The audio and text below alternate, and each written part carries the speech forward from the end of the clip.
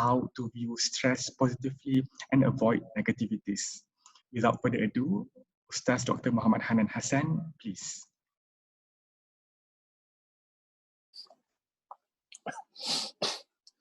Bismillahirrahmanirrahim. Assalamualaikum warahmatullahi ta'ala wabarakatuh. Alhamdulillah Rabbil Alameen. Wa bihi nasta'in ala umuri dunya waddin. Wassalatu wassalamu ala Muhammadin wa ala alihi wa sahbihi ajma'in. My beloved hosts and fellow speakers, viewers, brothers and sisters, ladies and gentlemen, Assalamualaikum warahmatullahi ta'ala wabarakatuh.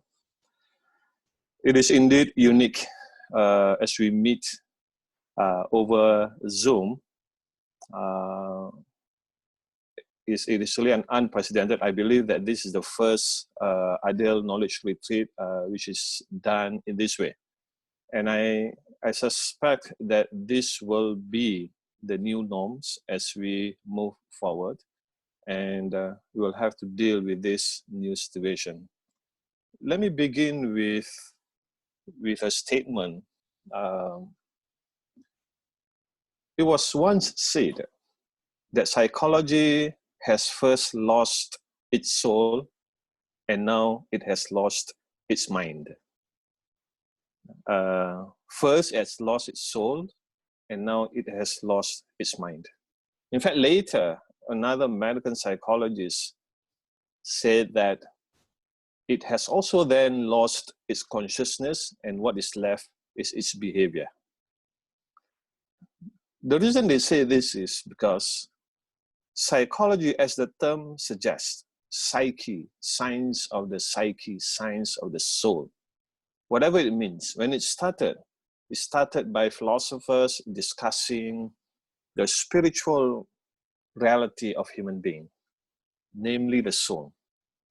But then, as we moved ahead in the modern time, psychology has been reduced from dealing with self, the soul. It started to deal with the mind, the cognitive part of human being.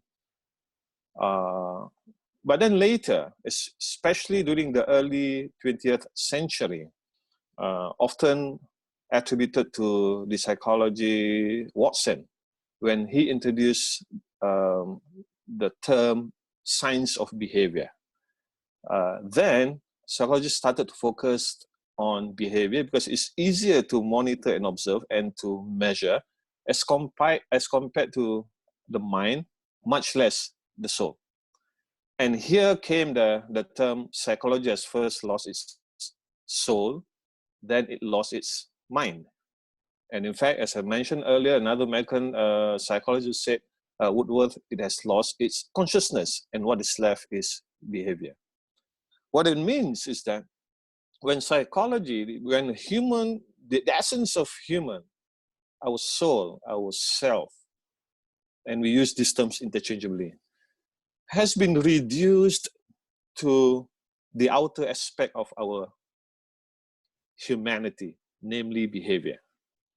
It has been reduced all in the search to be named as scientific discipline. So you'll have physiologists, biologists who joined and started to do experiment on a human being, and it has been reduced to behavior. So that's how psychology has lost its mind, and then it lost its consciousness, and it was reduced to the behavior. The reason I raise this point is that on the one hand, some has detached body from mind, simply because it's difficult to understand, difficult to measure, and probably difficult to project the self, the inner self. We reduce ourselves to the behavior. And that is, to me, one fallacy. And I think some of this behavior, some of this attitude is still, I wouldn't say quite prevalent, but some are still practiced. or what I would argue that this over-medicalization, where we tend to medicalize, we tend to see mental health, we tend to see psychological issues as medical phenomenon, medical reality, and therefore treated medically, giving drugs to manage our hormones and so on and so forth. Now, we are not saying that that is not important, but to separate and detach body from the soul, it's detaching ourselves from our essence. But on the other hand, we have those who, in dealing with human psychology, we deal only with the spirituality aspect, the inner aspect of us. And hence, we have also reduced ourselves to soul, spirit, and we have ignored the physical, the bodily aspect of our spirituality. That is no less secular. Secularity is not just about separating the world from the akhirah. It is equally secular when we separate the akhirah from the world. When we focus ourselves on the akhirah and we ignore the world. Or when we detach spirituality from the bodily aspect of a human being. That is no less secular. Yeah. So what I'm trying to do today, can I have my slides, host? Yeah.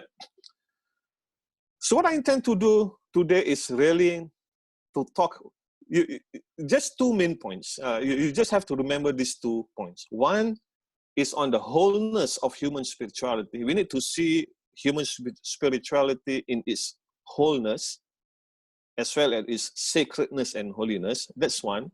Secondly, because we need to understand human being in its wholeness, the different parts, the different faculties of us.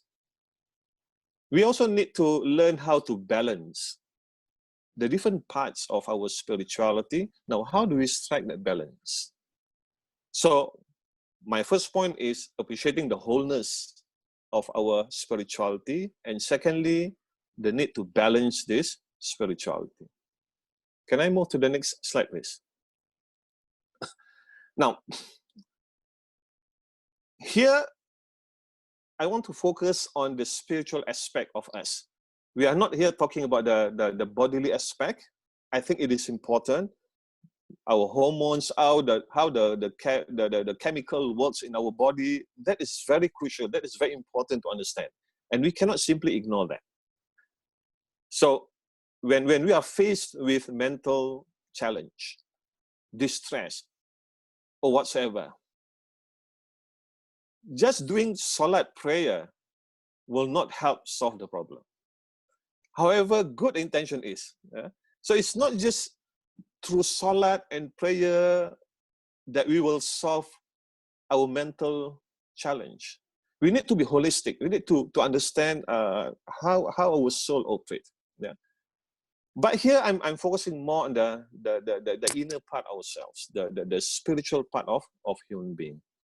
And here, therefore, the title is Wholeness of Human Spirituality. Now, the essence, the spiritual aspect of human being, of us, provides direction and purpose. Now, it gives us that purpose. We will all face with difficulties. And now COVID.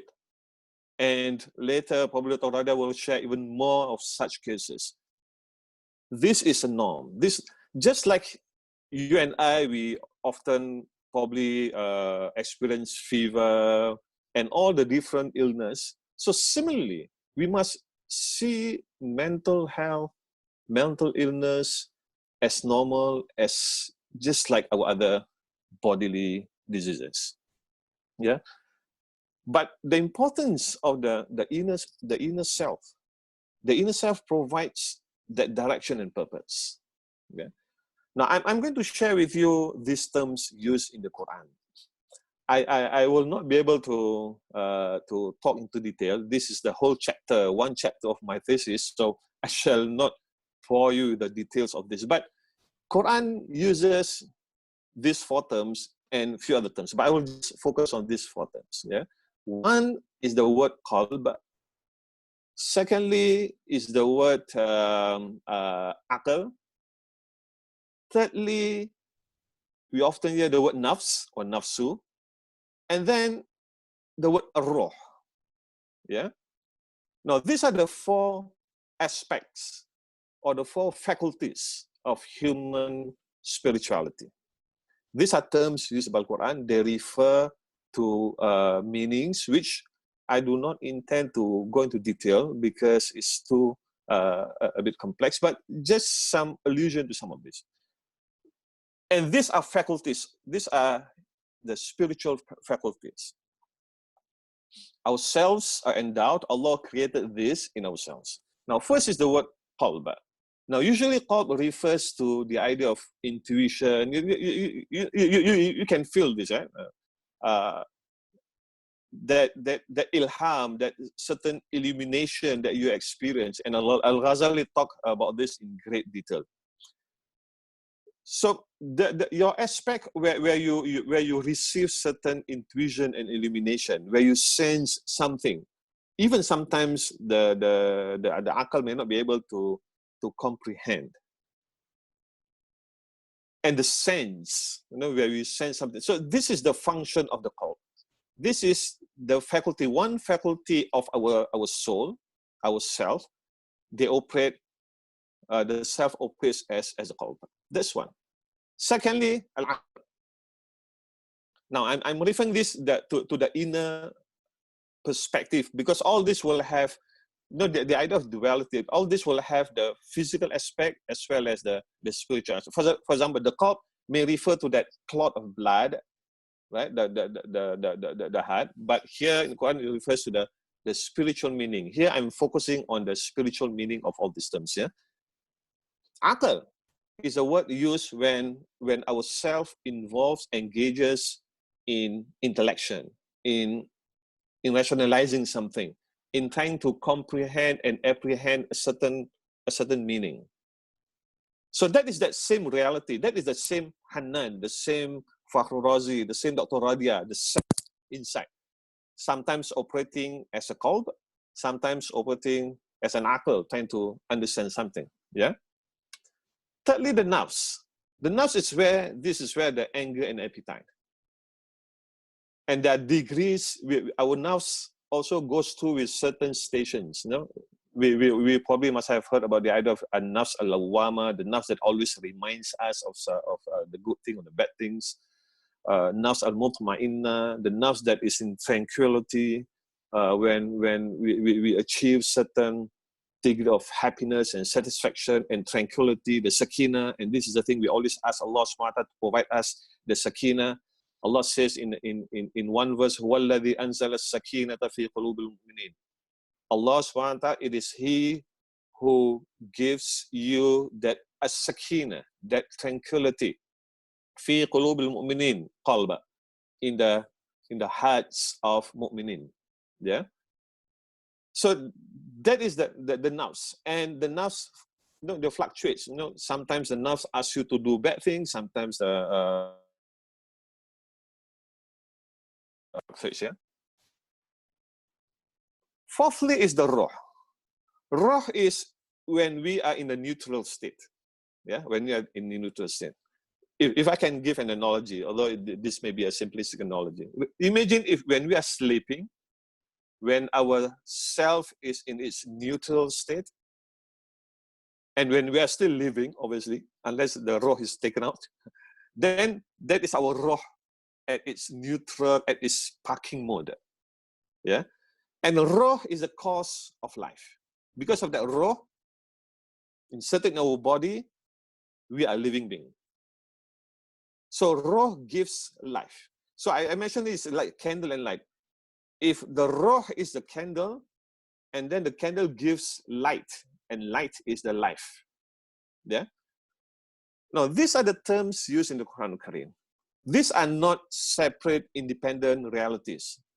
These are qualities and faculties of the same one reality, namely ourself, namely our ruh.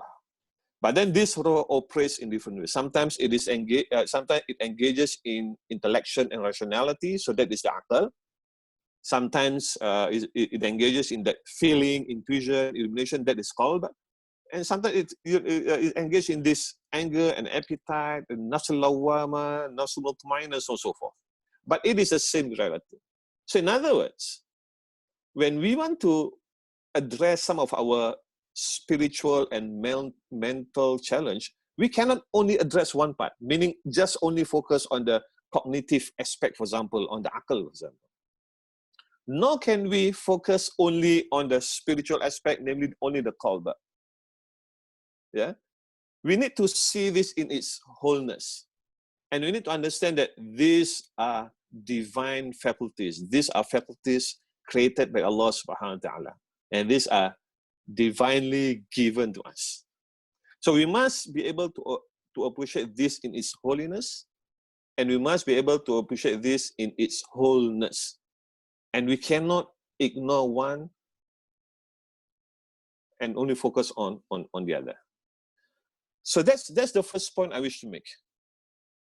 We must acknowledge, we recognize that ourselves is a complex being. Our spiritual being is a one complex reality, and it operates, it engages in different ways, and it goes through certain stations, or what we call ahwal, or certain challenges. Yeah. If I can move to the next slide. Next slide, please. So I imagine this. So you imagine the four faculties I mentioned earlier. It's our one soul, and the state of soul is always in the constant of it fluctuates, and in a constellation. Meaning sometimes this is just like iman. We know al-iman yazid wa yanqus. Our iman goes up and down. So similarly, our akal, our qalb, our nafs, they also experience this fluctuation, constellation, ups and downs, like a graph. This is normal, yeah. And there are many aspects that influence this, the ups and downs, the fluctuation of ourselves. So therefore, we cannot just understand ourselves only from the medical aspect, the psychiatric aspect, the hormones and so forth. We also need to understand the culture, how our culture context also color and shape our inner self, and then the different parts in ourselves. I've mentioned those four: the qalb, akal, ruh, and nafs, and they move. So this is where we need to understand the point. We need to understand at certain point whether it is more of a akal issue, is more of a cognitive. So therefore, probably we resort to cognitive behavior therapies, the CBT, or it is more of the ruh. The trust, the belief, the iman in something divine, yeah, or it is the inner self, the anger, the appetite inside. So we need to understand this.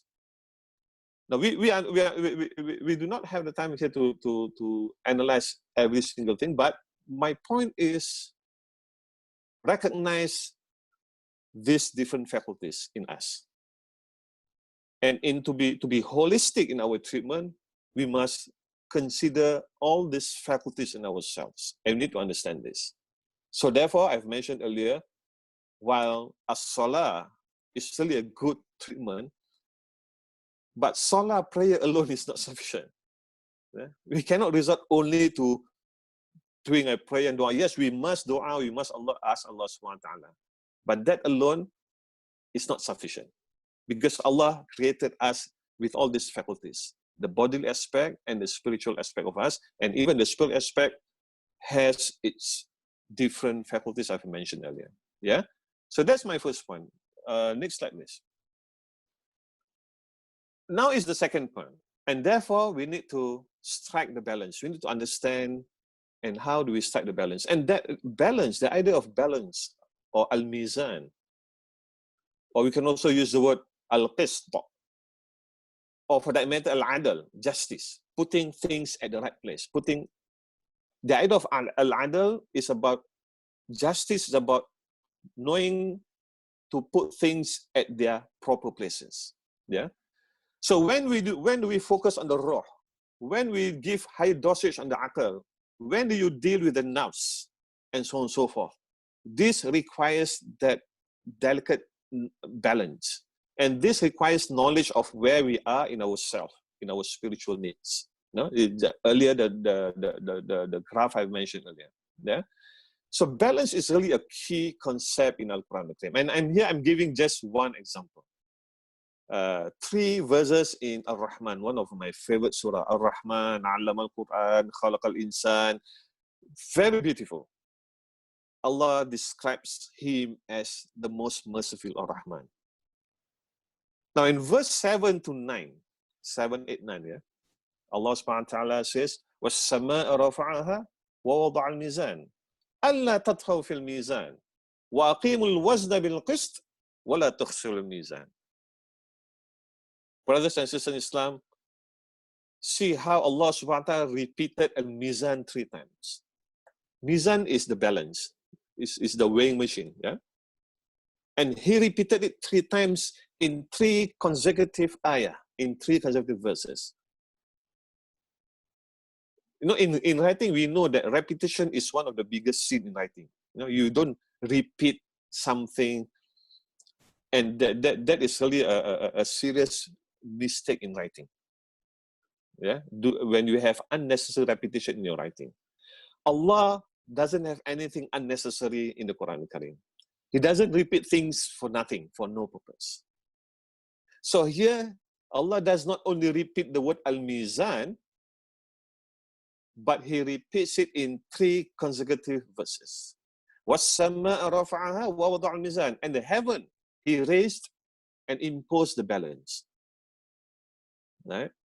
أَلَّا تَطْغَوْا فِي الْمِيزَانِ, that you shall not transgress this mizan. Don't transgress this balance that Allah subhanahu wa ta'ala has given.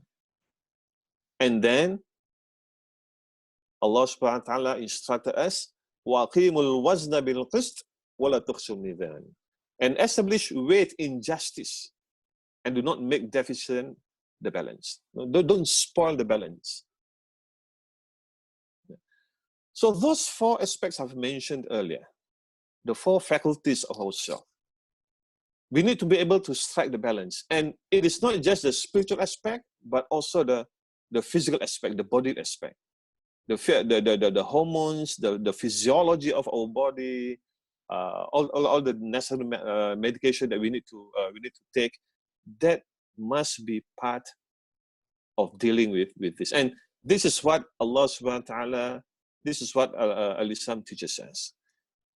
And if we look at our legal system, we talk about maqasid syariah, the higher purpose of Sharia is to protect all this. You know? The aql, the nafs, the bodily aspect ourselves, the economy, our physical self. These are all protected under Sharia. Yeah. And anything that we do, whatever rituals that we do, if they are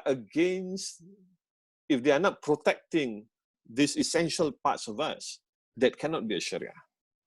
And why? The reason khamar is haram, liquor, alcohol is haram, because it causes the loss of balance in our aql, physically as well as the spiritual aspect. So I want to end here briefly. I look forward to your reactions, and then we can discuss further. And Dr. Radiah, I'm sure, will pick up this also in her presentation. And I want to conclude by re-emphasizing the point I mentioned earlier. 1, on the wholeness and the holiness of ourselves. There are different faculties in ourselves, and these are divinely created by the divine. Yeah.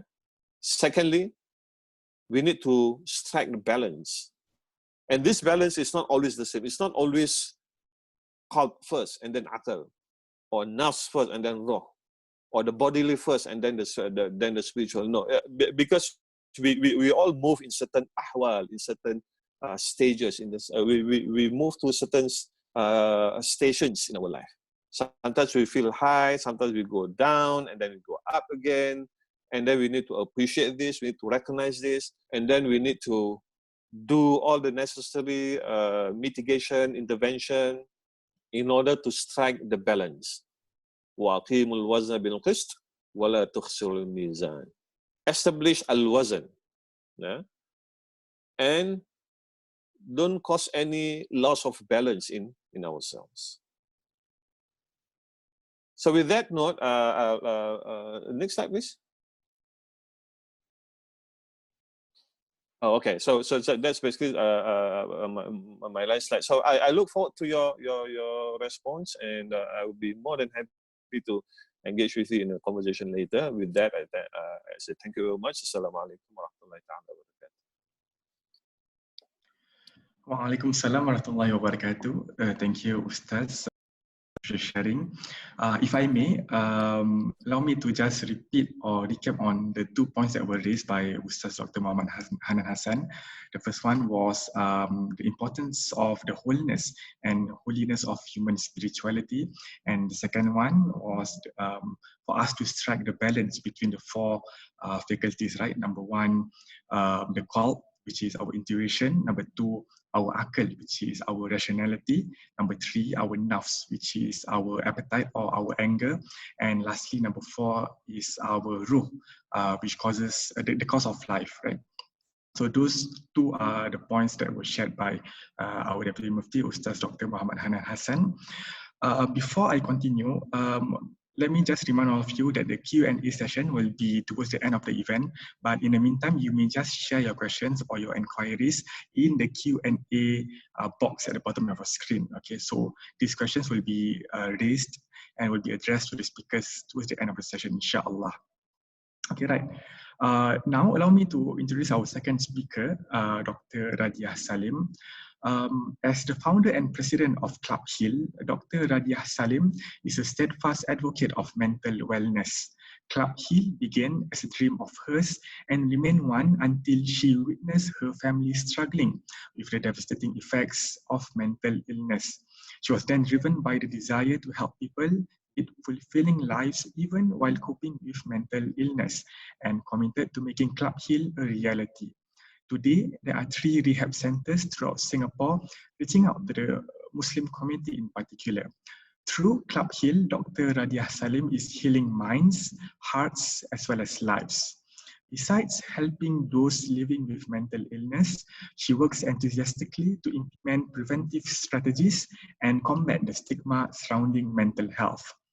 Her topic for tonight, inshallah, is dealing with mental challenges, and she will be sharing on the main mental challenges in a time of this pandemic, with ways to take care of our physical brain and how we can overcome such issues as a society. So without further ado, Dr. Radiah Salim, please.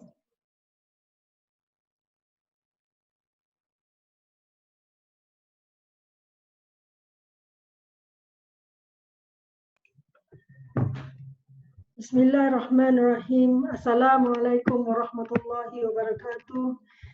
Thank you very much for inviting me to share a little bit on mental health and wellness, especially during times of COVID.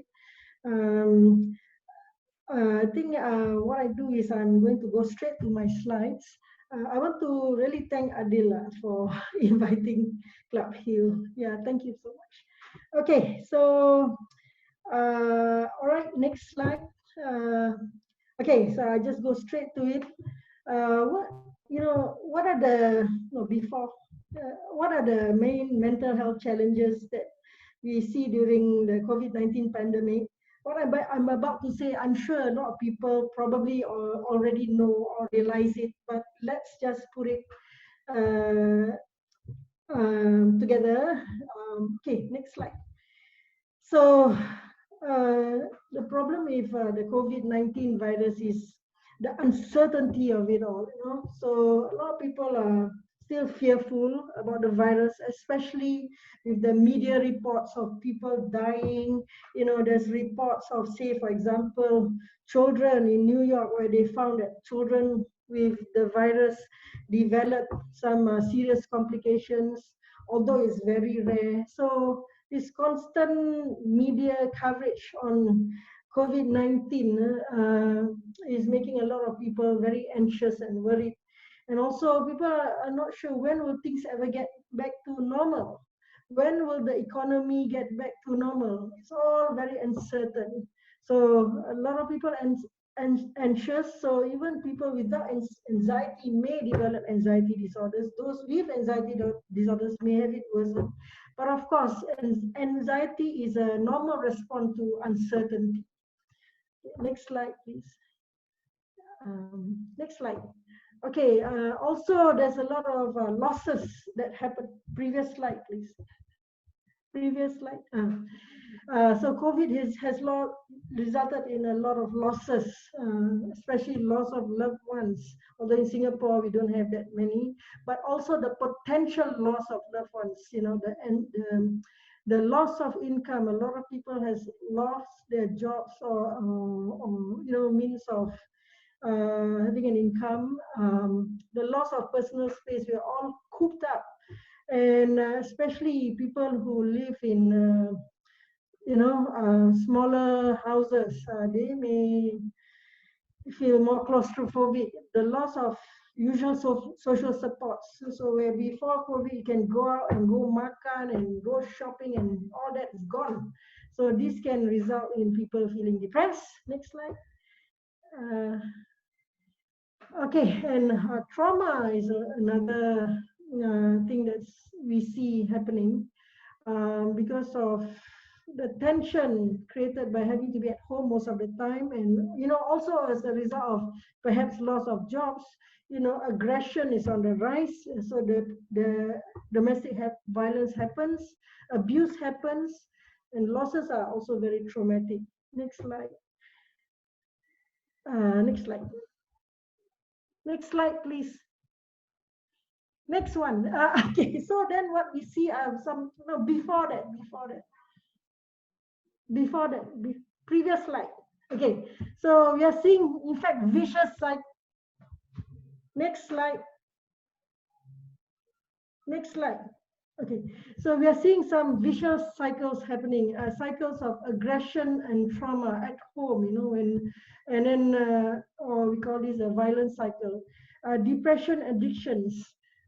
Someone is depressed, they smoke, they drink, maybe they indulge in computer games in order to treat the depression, but then things get worse, and then they become even more depressed. So instead of one mental health issue, you get two mental health issues, and then there's cycles of anxiety and depression, very linked. You know, people who have generalized anxiety disorder, they also tend to get major depression, and then so they get anxious, depressed, and then they feel negative, and then more anxious. So it happens in cycles. So next slide, please.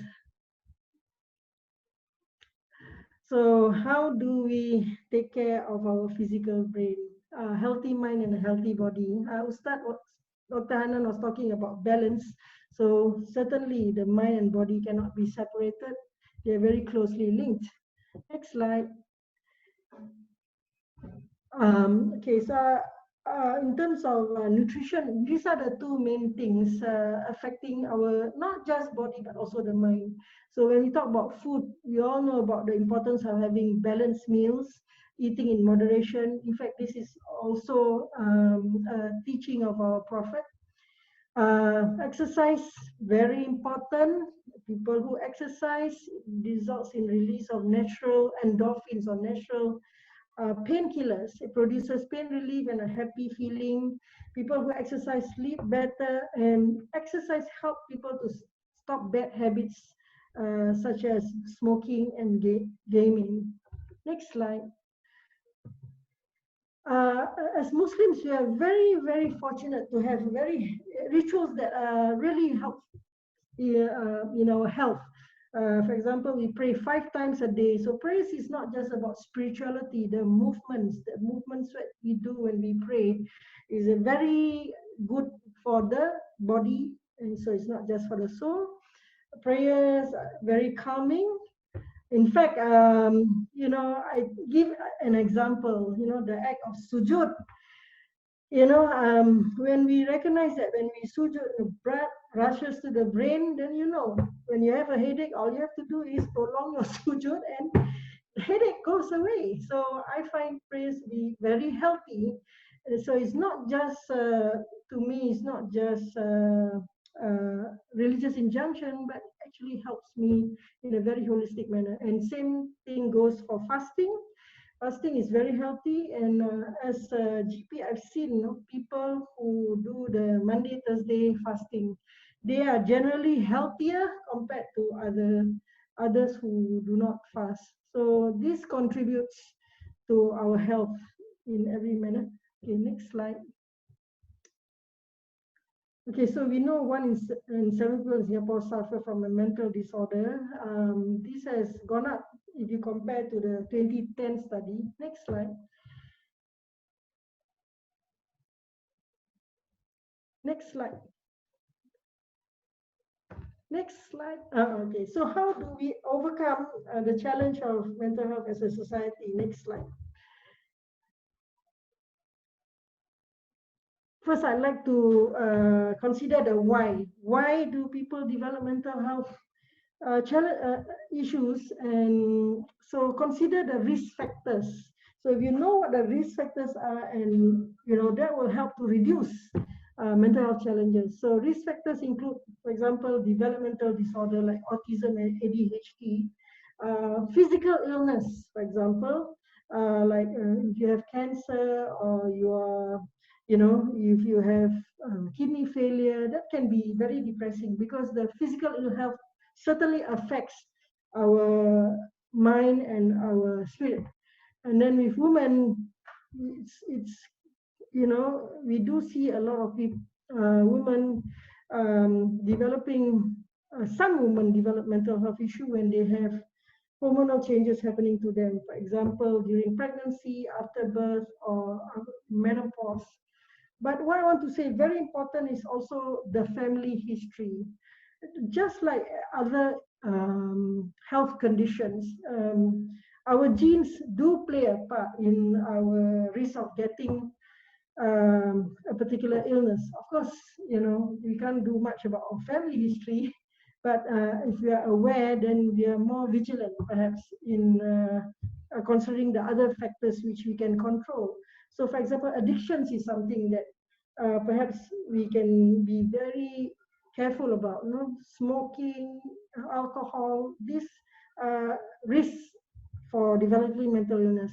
But I want to go through the big three: the stress, work stress, study stress, relationship stress, loss of loved one, loss of a job, and particularly I want to go to trauma. Trauma, unfortunately, happens, especially where trauma to the young, sexual abuse, physical abuse. These are big risk factors in terms of someone developing mental ill health.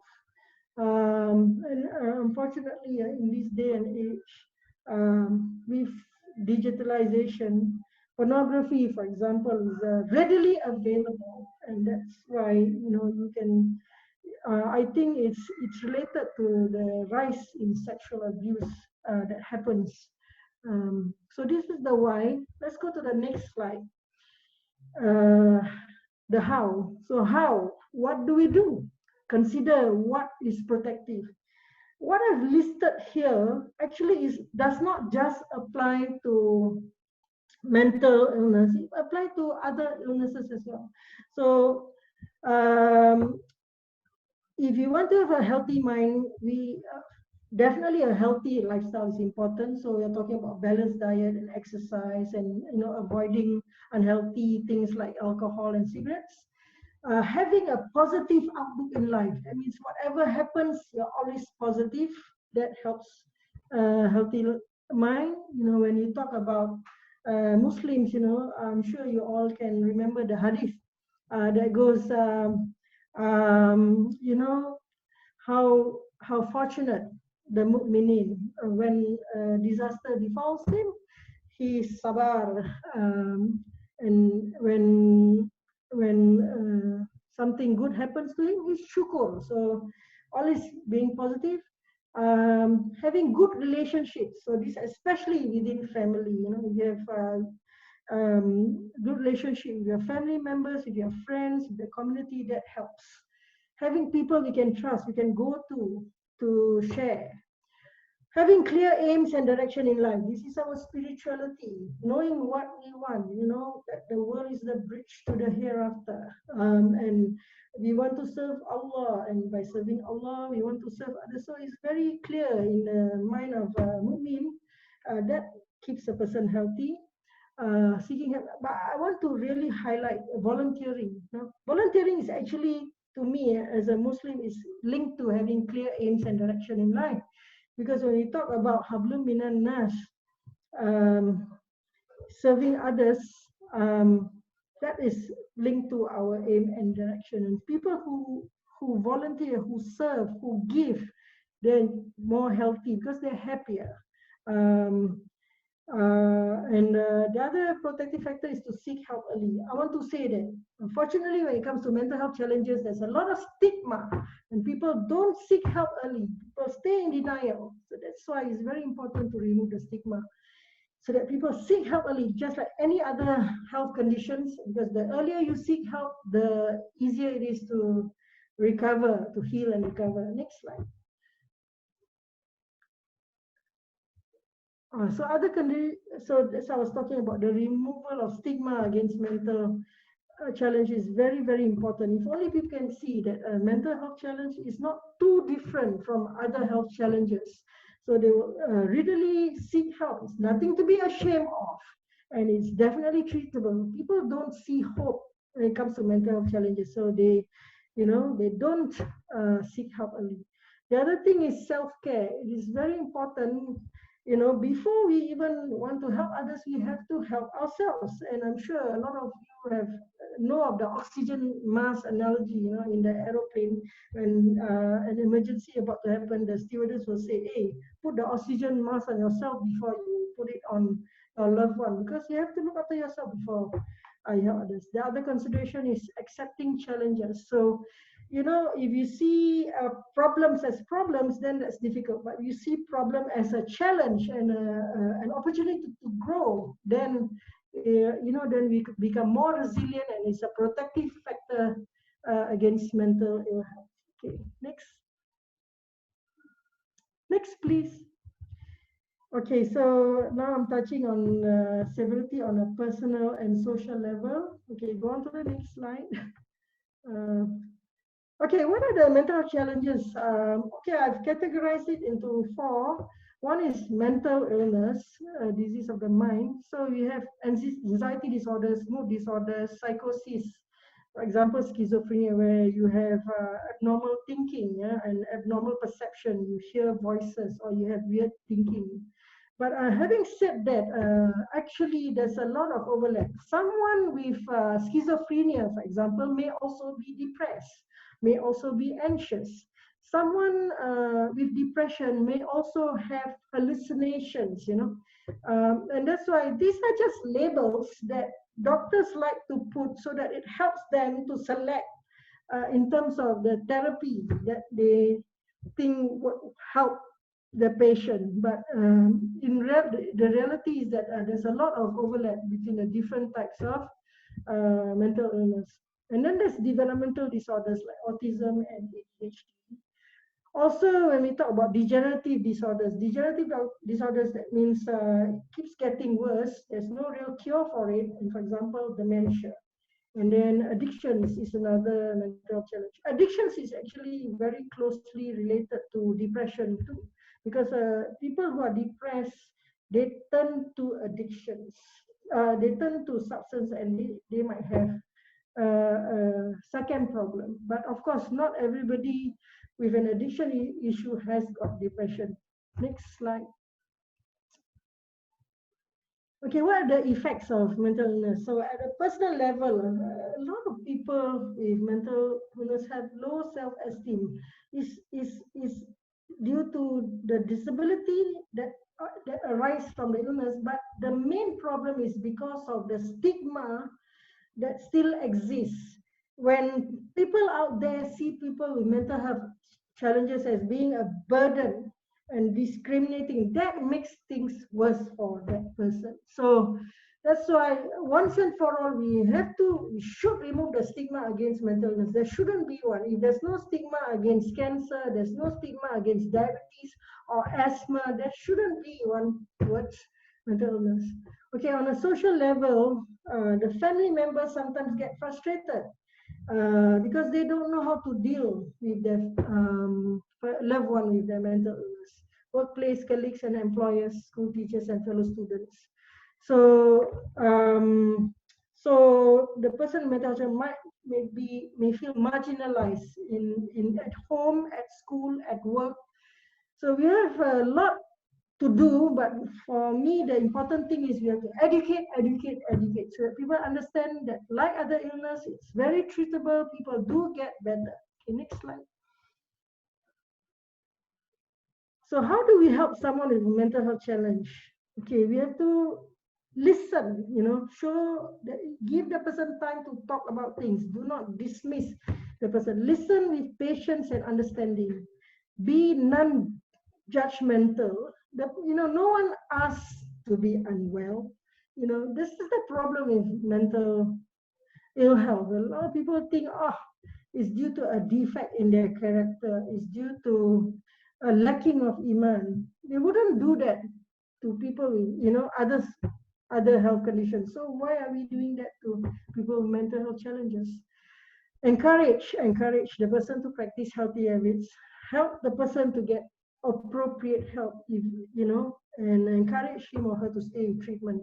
So the basic message is to have compassion, to show kindness, to try, even if you cannot empathize, at least be kind and compassionate and be helpful. Never, ever be judgmental. Next slide.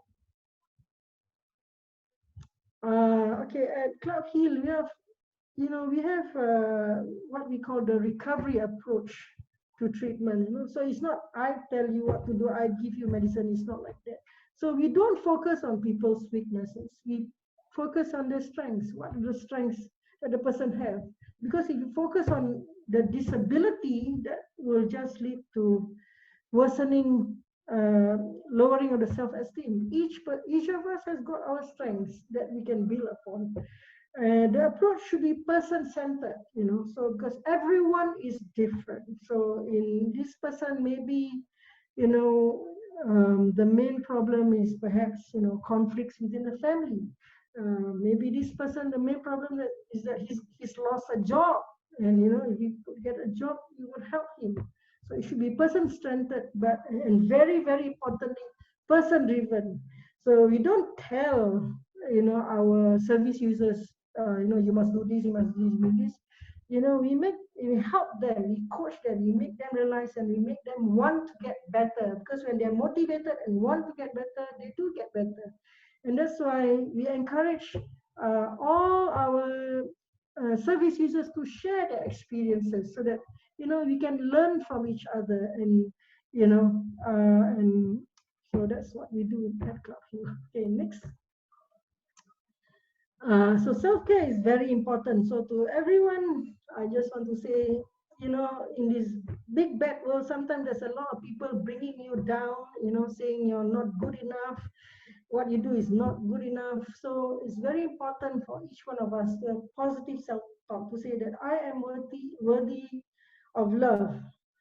Stay away from negativity, negative people, negative things. Practice healthy habits. See the funny side of things. Singaporeans, you're too serious. You never see the funny side of things. You can see the funny side of things. They say things are not so bad, and to seek help early. Next slide. Okay, at HEAL, we have the acronym of hope, empowerment, acceptance, and love. For me, these are very important ingredients towards healing and recovery. Never ever give up. we all know no, Allah sends an illness, Allah sends the cure. So for mental health challenges, there is hope for recovery. There's no such thing as, no hope. Yeah, so empowerment, tak kenal maka tak cinta. Understand what is mental illness. Equip yourself. Not just the person with the mental health challenge, the family members, the community. You need to empower. And as many out there as possible. And I want to say that nowadays there's a lot of information available. We just have to look for it.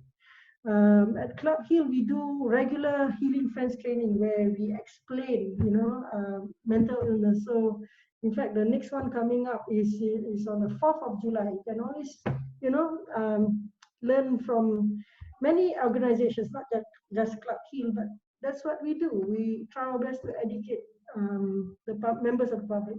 Acceptance, accepting challenges, accepting the challenge of mental ill health, because there's always hikmah behind every challenge. Allah sends challenge so that we grow and become better.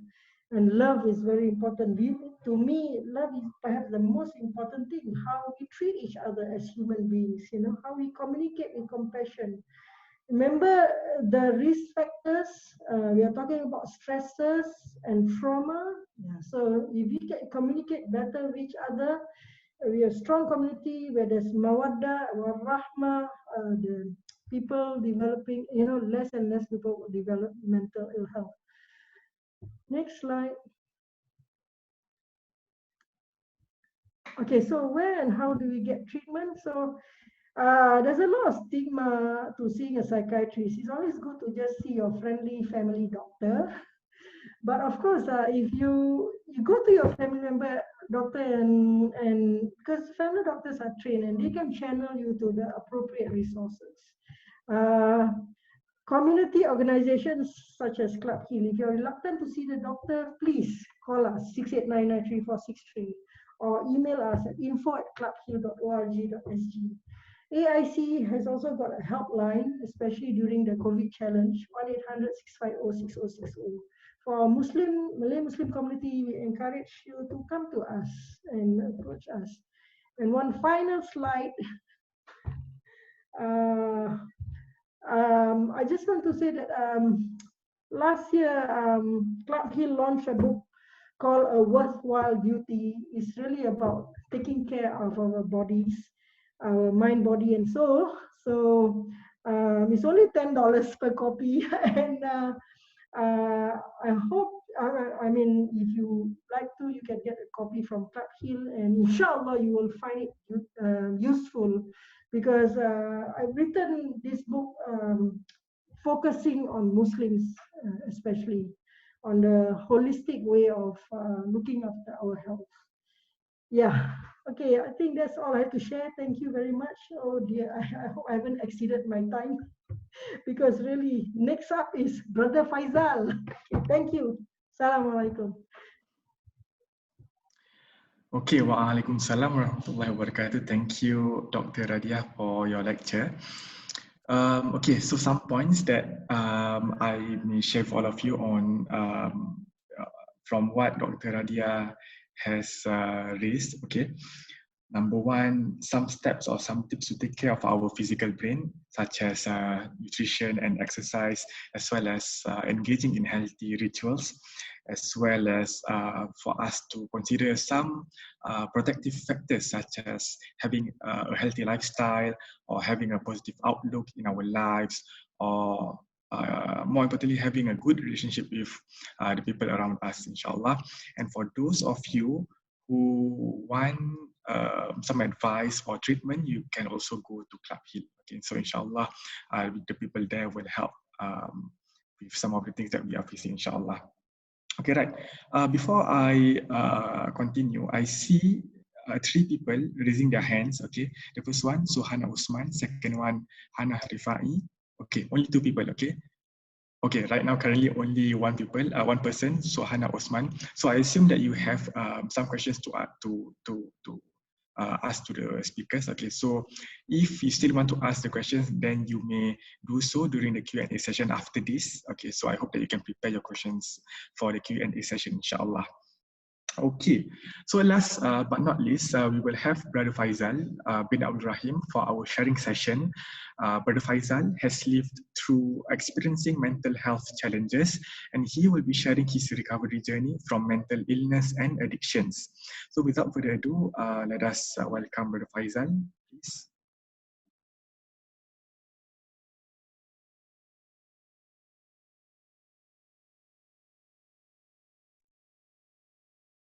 Assalamualaikum warahmatullahi wabarakatuh. Let me introduce myself. My name is Faizal bin Abdul Rahim. I'm 51 years old, Singaporean student. Let me share a bit about myself before I begin about my depression and addiction journey. I had a very good childhood, very fulfilling. Being a parent, teachers, like they were teachers before. So like every year, end of the year, we have holidays, going to either Genting Island, Pandan Island, to Malaysia, and it was a very beautiful childhood during my childhood days. And then came my teenage years. Teenage years, I was doing when I was in secondary school. I was quite a sport person in track and field, and I was good in music. I enrolled me in a Yamaha music school, and I've acquired octane, grade 7 and classical guitar. And with regards to track and field, every year I was bringing back the gold medal. Every year, in the 100 meters dash, 4x100, I was the last runner. I was very fast.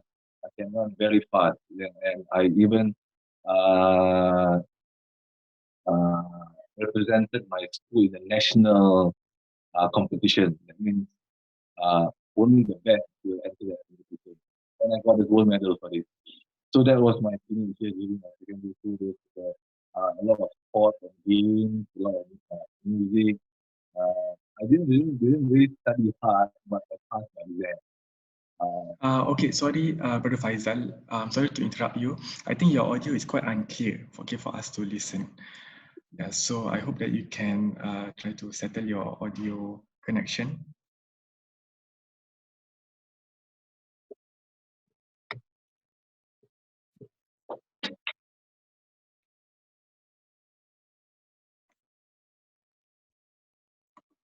Is it okay now? Okay, Alhamdulillah, it's better now. Alhamdulillah, thank you. Okay. Okay, but we can see you. So can you switch on your camera? Okay. That was my teenage years. A lot of sports and games, music, friends, picnicking. Every weekend we go out together with friends. It was a happy teenage time for me. My teenage years.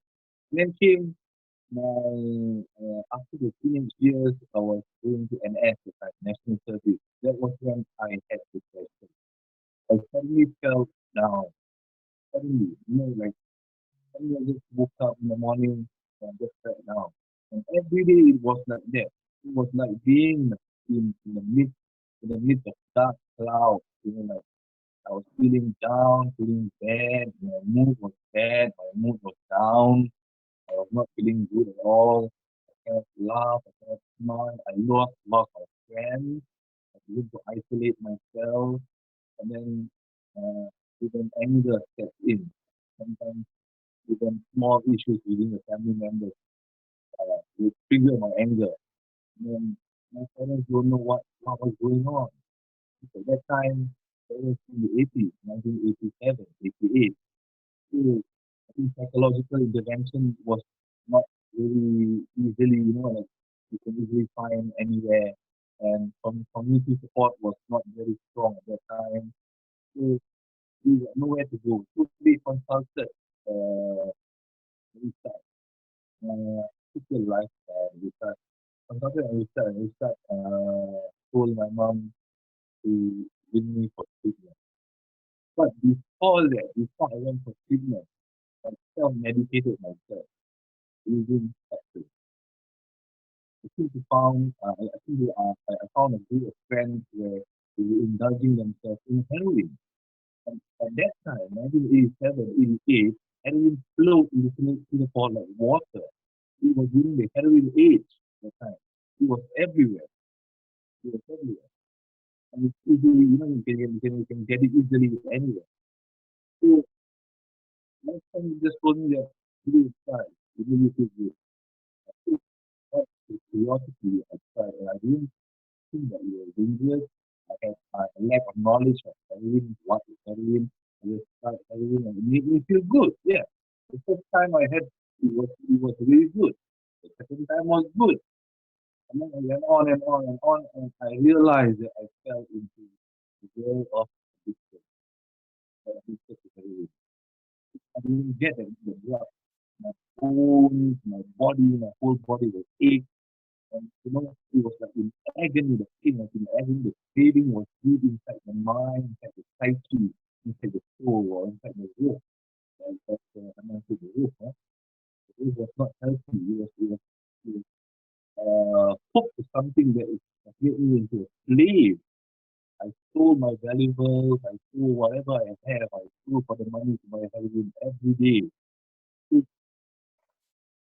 then my mom got me into treatment. That was for my depression. Because of the depression, I self-medicated myself with heroin. I felt better. But then, when I got addicted to heroin, things got worse. Depression is depression. Heroin addiction is heroin addiction. It's two in one now, comorbid. And my parents got me into treatment, into psychiatric treatment. So I went to psychiatric treatment. Psychiatric treatment, wow, it was 10 years. I was on heavy medication.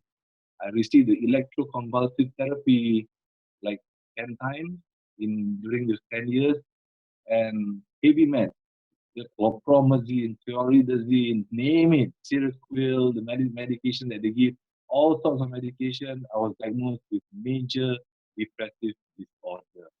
That's a very serious depression. But then I couldn't quit. I still couldn't quit my heroin addict. After I was discharged from the hospital, I would still look for heroin because heroin is a drug that has this feeling of euphoria. It makes you feel good, makes you feel high, like flying, like you're on top of the world. So yeah, that's addiction. That's the life of an addict. Yeah, he wants the kick, he wants the fix. So it goes on. Depression and the addiction come together. And it was hell on earth. It was a torture for me. I was in agony actually.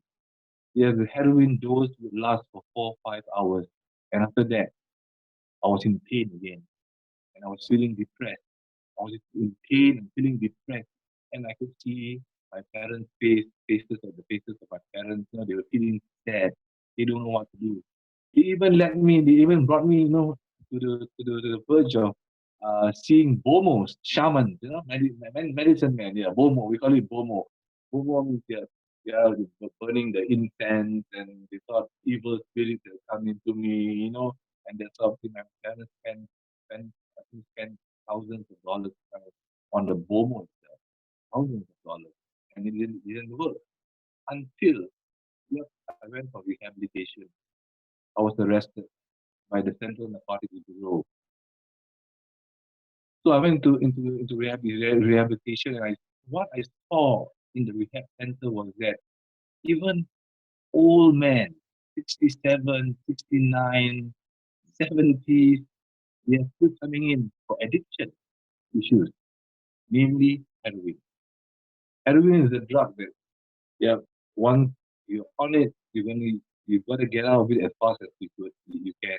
If not, you're going to get hooked. It'll be like these old men when I see in the rehab centers, they died. In front of my eyes, they died. They died in prison. I was talking to one just a day before, chatting with one, and the next day, he's gone. He died. And I was thinking, I don't want to die in prison. I don't want to die in rehab centers, So I started reading again. The struggles of finding recovery. I started to read.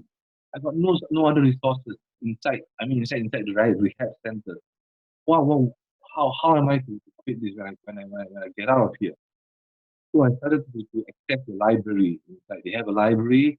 So I read all the self-help books I can read. I read the Quran. I read the part of the Hadith, the Islamic scriptures, the books. I read even Buddhism scriptures, Christianity, Hinduism, all things that are related to the psyche, to the human psyche, to the human spirituality. So I tried to find a way out. And then during one of the visits, my support was my parents.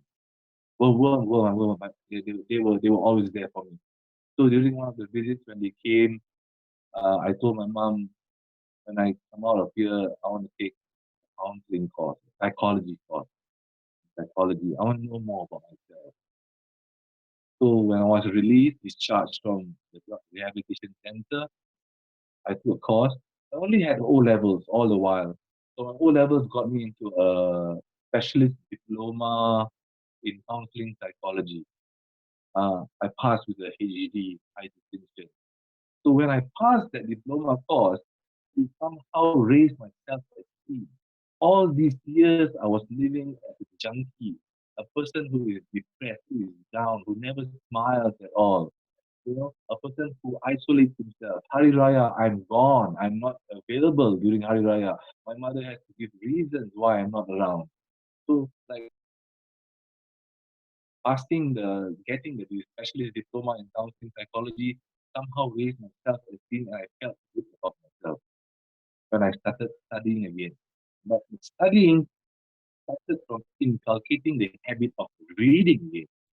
Uh, in the Quran, it is the first revelation was Iqra, read in the name of thy Lord. Yeah, read. So I read when I started reading again, it somehow opened the venue, opened the way for me to start studying again. So when I got my specialist diploma, with that diploma I enrolled in a in a pathway to a postgraduate program in professional counseling. And I obtained a graduate diploma of social science, professional counseling from Swinburne University. How my self-esteem built up through studying is that every time when I pass my assignment, I see that I am a successful person, that I can do it. Every assignment when I pass, I see myself that I'm worthy. I'm not that down. I'm not that low. I'm not that bad. I'm not a bad person. I can do it. So I kept on I kept on studying. I asked my father, I asked my Dad, are you okay with the fees? The fees is quite expensive. It's over more than 20,000. So he told me, you get your degree, then let me worry about the money. So when I graduated, I think my dad and my mom was very, very happy. That was the happiest day of my life and the happiest day for my mom and dad. They were so happy that I just told my mom that before you go or before Baba goes, pass on to the other side. I want you to know that you have a son that is a good son. I don't want you to know leaving me here, knowing that, oh, my son is a failure. So that was what made my uh, recovery, enhance my journey towards recovery through studying and passing the exam and graduating. And given the opportunity to work as a counselor, I was given the opportunity to work as a counselor here in an NGO organization, non-government, non-profit organization, and I felt, that was when I felt so good about myself.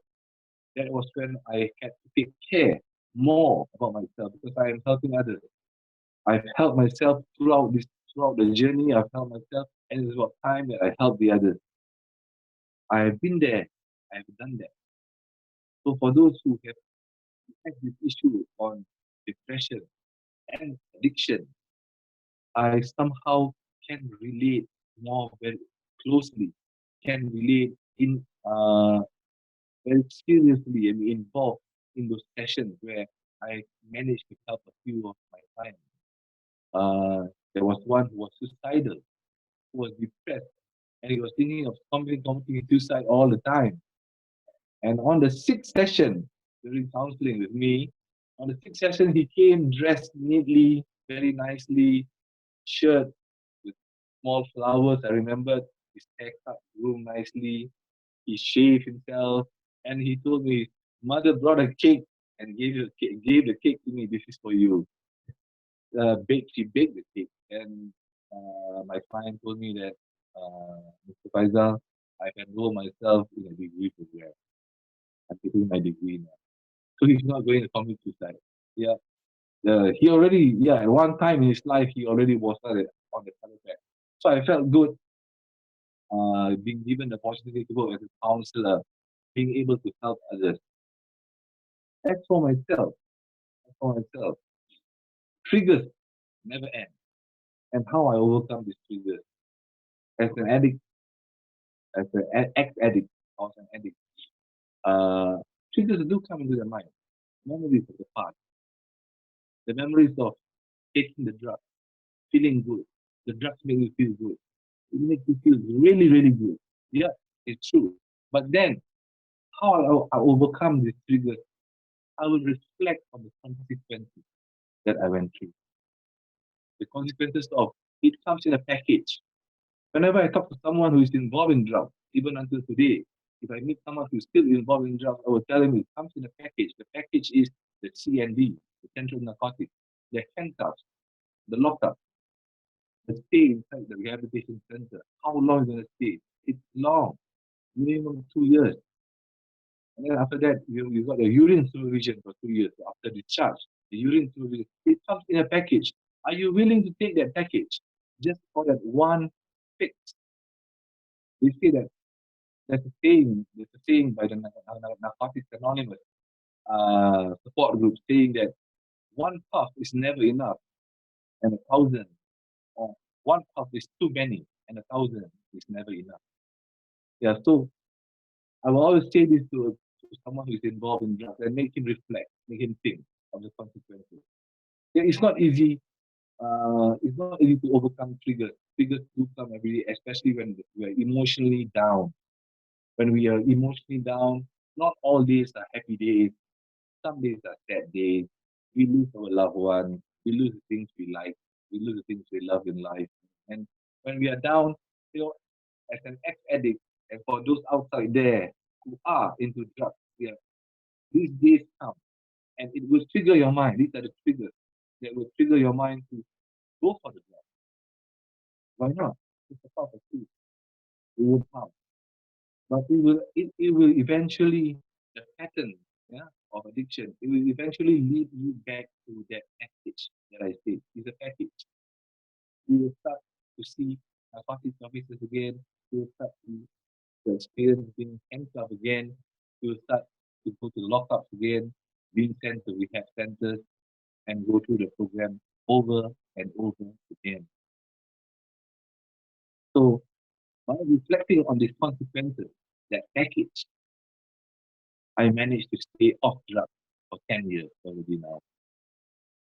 So for 10 years, and after, and I recovered from my depression even earlier than my drug recovery. I haven't been taking medication for 17 years already. I've recovered quite early. I did not see my 20s, my 21 when I got the diagnosis with depression until 31. Those years were the dark years of my life. I did not see my 20s. I did not enjoy my 20s. Only after my 31 birthday, 32 onwards, I began to be more recovered from depression. Depression subsided. The difficult thing was that the depression that led to addiction. The addiction took a while more until I was trying to do that. Sorry, Brother Faizal, just would like to inform you that you have around 5 more minutes left for your sharing session, inshallah. I just got 2 more points. Okay. Okay. Fearing my own demons. Not fearing my own demons. I do not fear my own demons. My own demons, like, I am a bad person. I'm a drug addict. Or I have mental illness and all that. These are the demons in us. These are things that make me feel bad, make me feel bad, make me feel down. So, not fearing my own demons, I face them every day and I talk to them that you are a sane person. Depression can be healed, can be cured. I am cured. Yeah, I have recovered. Yeah, cure is another term. Uh, I have recovered from depression. So the way I live today is day by day. To do good even in simplest form. Helping with the groceries, cleaning the garden, cutting the grass, yeah. Even in removing a twig from the road, for someone to walk by, so it won't harm anyone. So only day to day doing good is simple form. So that's it for my sharing session for today. Thank you very much.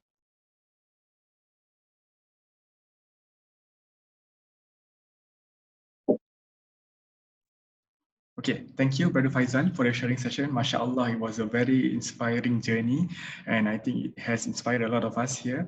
Okay, just some points that I think I can share with all of you, right? So, Brother Faizal showed the importance of support, of having support from family, and also the importance of having education to try to maintain our mental wellness, inshallah.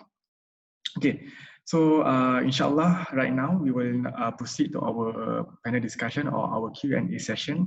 So for those who have any questions, you may do so by typing in the chat box. But currently you can see that there are 2 people who have raised their hands. So for Nur Rashida and also Vida, we will be addressing your questions first. So what you can do is you can unmute your mic and we will try to make it a bit more interactive, inshallah. Okay, so we can start with Nur Rashida.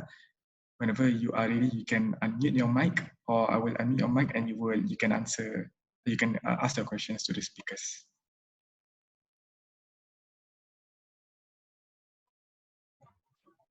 Okay, Bismillah.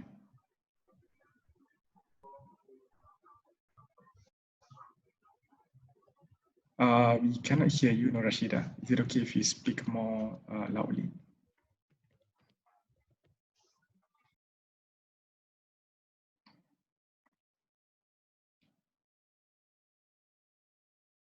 Okay.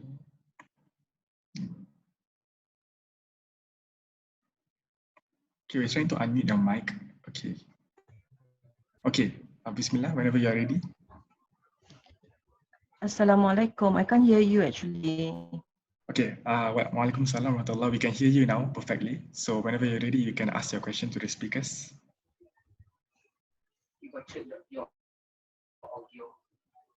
I checked my audio, but I can't hear.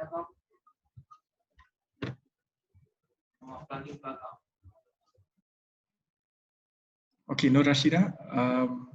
Okay, I think we have to skip her question for now. Okay, we will move on to Vida. Okay.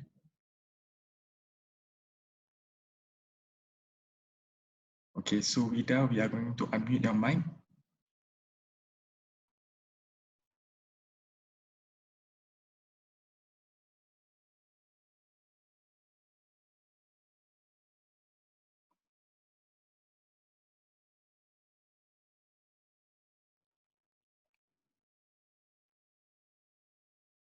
Okay, let us give a second for her to ask her question.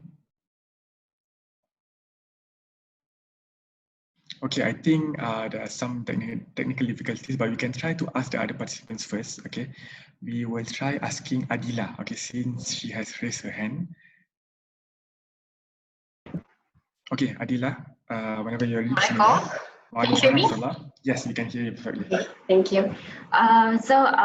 Thank you everyone, the speakers and Ustad for the very beneficial and inspiring speech. My name is Adila. So when I was younger, I was told by several doctors that I may be having OCD, obsessive compulsive disorder.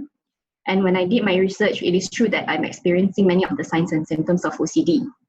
However, to my parents, it's just what they call as gangguan setan or what they term as was-was. They also have negative impressions on the drugs and do not agree when doctors advise me to take such a medication. So I've been struggling with this OCD for many years now, and it has gotten worse recently. Now I've reached a point where I feel so exhausted and I wish to seek my professional help. So my question to Ustaz is there a line separating was-was and obsessive compulsive disorder? Or in your opinion, is it like a two-in-one kind of thing? And my question to Dr. Radiah is, what are the steps to seek help? Meaning, can I go directly to Club Heal, or should I visit my doctor to get a referral letter first?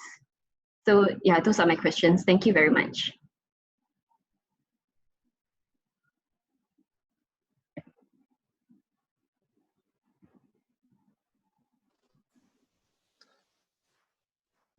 Okay, good question. Moderator, do you want us to respond now, or do you want to collect a couple of questions?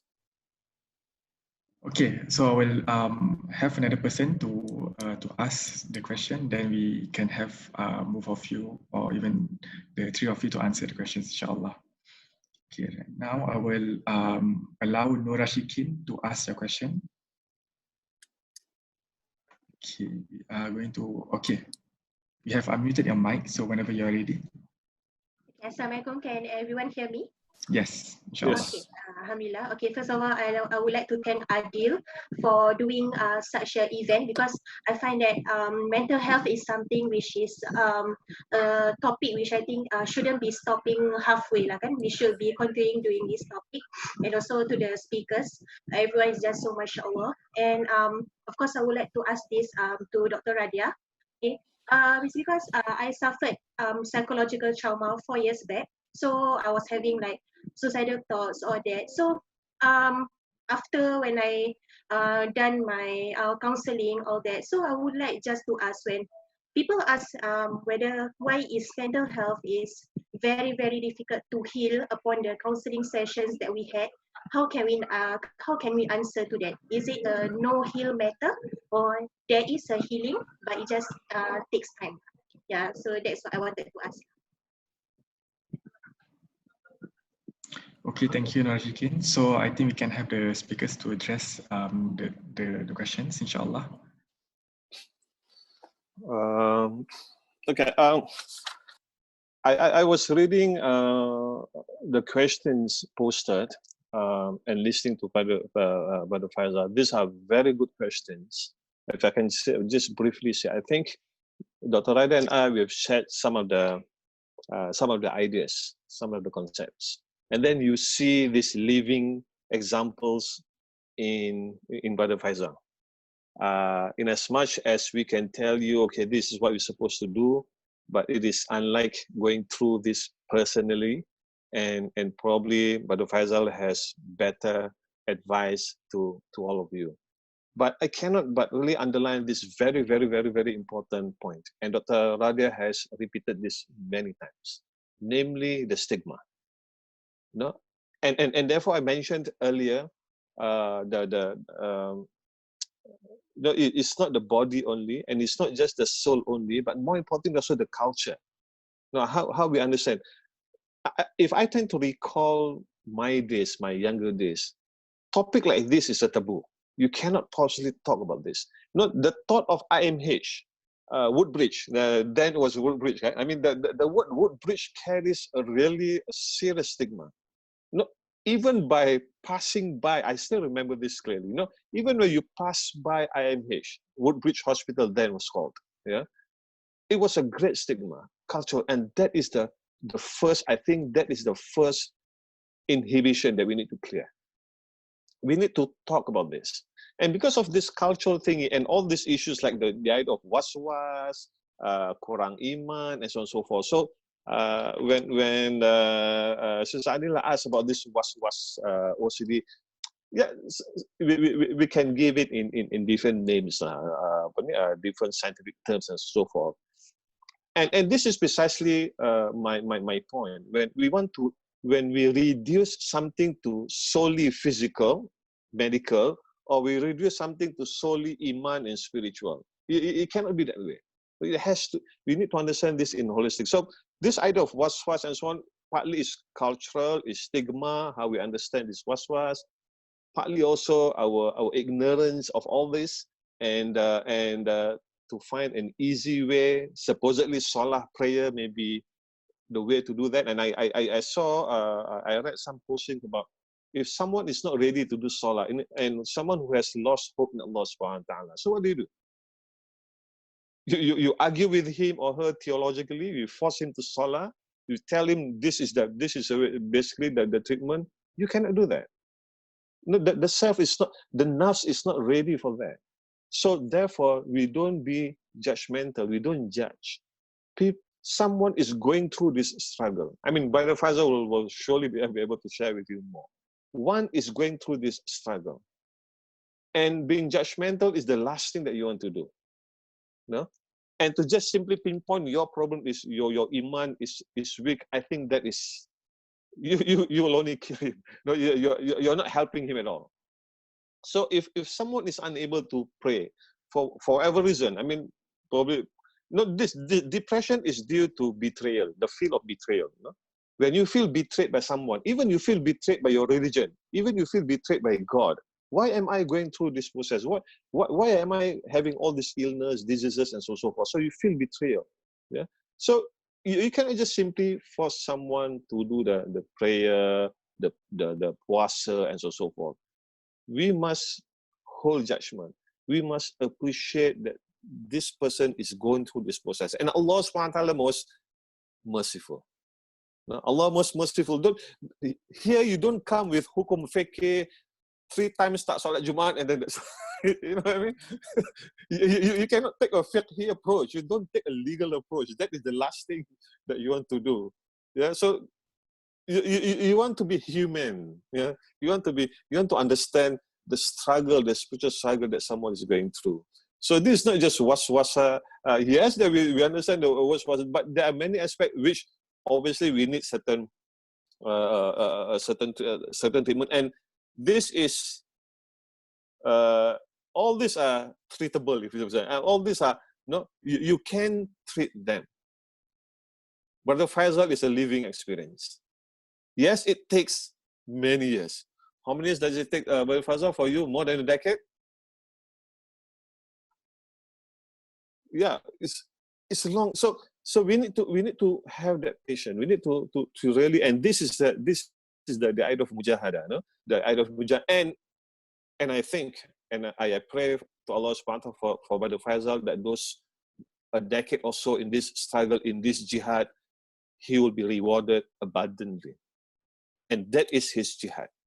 That is his salat, his puasa. He may not, during that 10 years or so, may not be doing, I don't know about the Faizal, he may not be doing like tahajjud, puasa, as you and I do, but that is the jihad. He will be rewarded, inshallah, abundantly, and eventually go through this. So we need to understand, and this is the idea of balance that one asks. I will get back to some of these questions. I see very important questions, but I just want to underline this issue of stigma, no? Underline this issue of cultural aspect. So it's bodily, it's spiritual, and it's also cultural. And Alhamdulillah, Club Hill and various others are doing good public education program to lift and to address this stigma and cultural issues. We are still quite a long way to go, but I think we have made some improvement in terms of how we understand. And the fact that we want to talk about this mental illness openly, the fact that Brother Faizal wants to share this openly, it is a step forward. And we will continue in this struggle in educating the public, inshallah.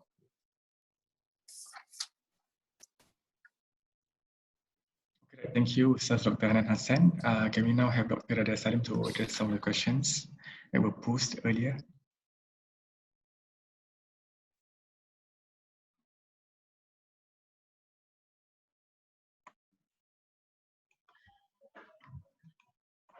Okay, all right, Bismillah. Yes, the question about OCD,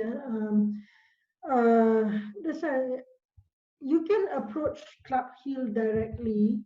You can email us info@clubheal.org.sg, because when we talk about ECG, OCD, it's not just see the doctor taking the medication, it's everything, you know, the social aspect, the psychological aspect. The social aspect is, you know, you want acceptance from your parents. So although your parents may not understand, inshallah at Club Heal, we try to reach out to the family members.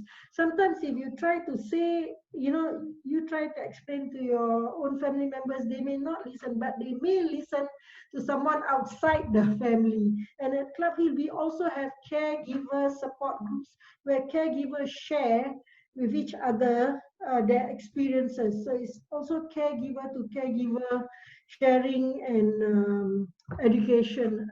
So yeah, so I think please welcome to, you know, use the service of Club Heal.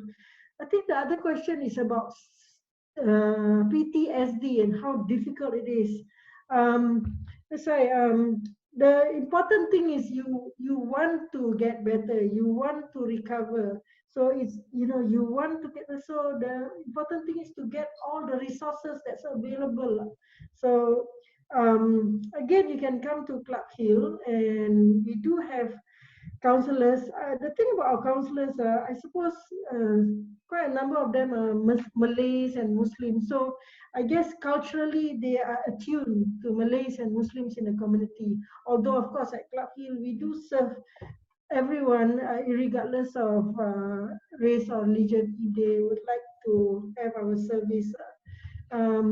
Yeah, I agree with Dr. Hannan when he said, yes, prayer is definitely, although prayer plays a part in healing, when a person is not ready, it's not helpful at all to say to, hey, you need to pray, you know, because that's already a judgmental stance. You're not praying, that's why you don't get better.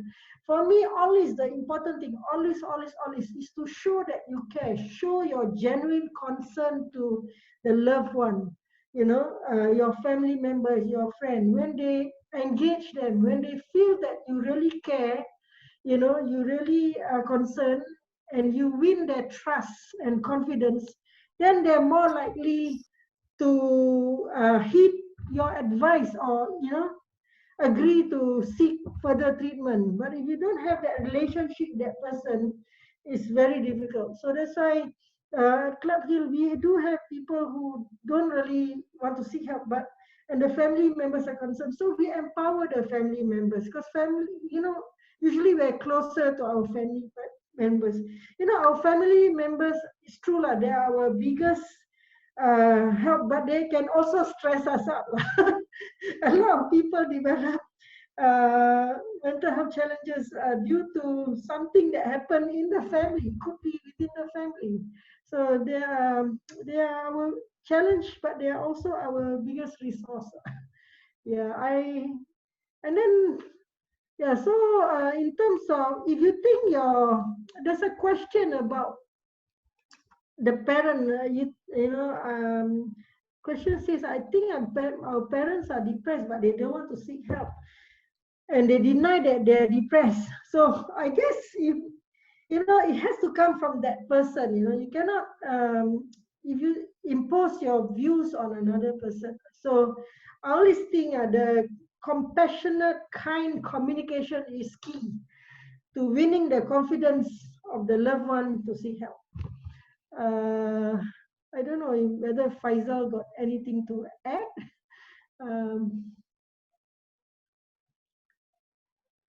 Yeah.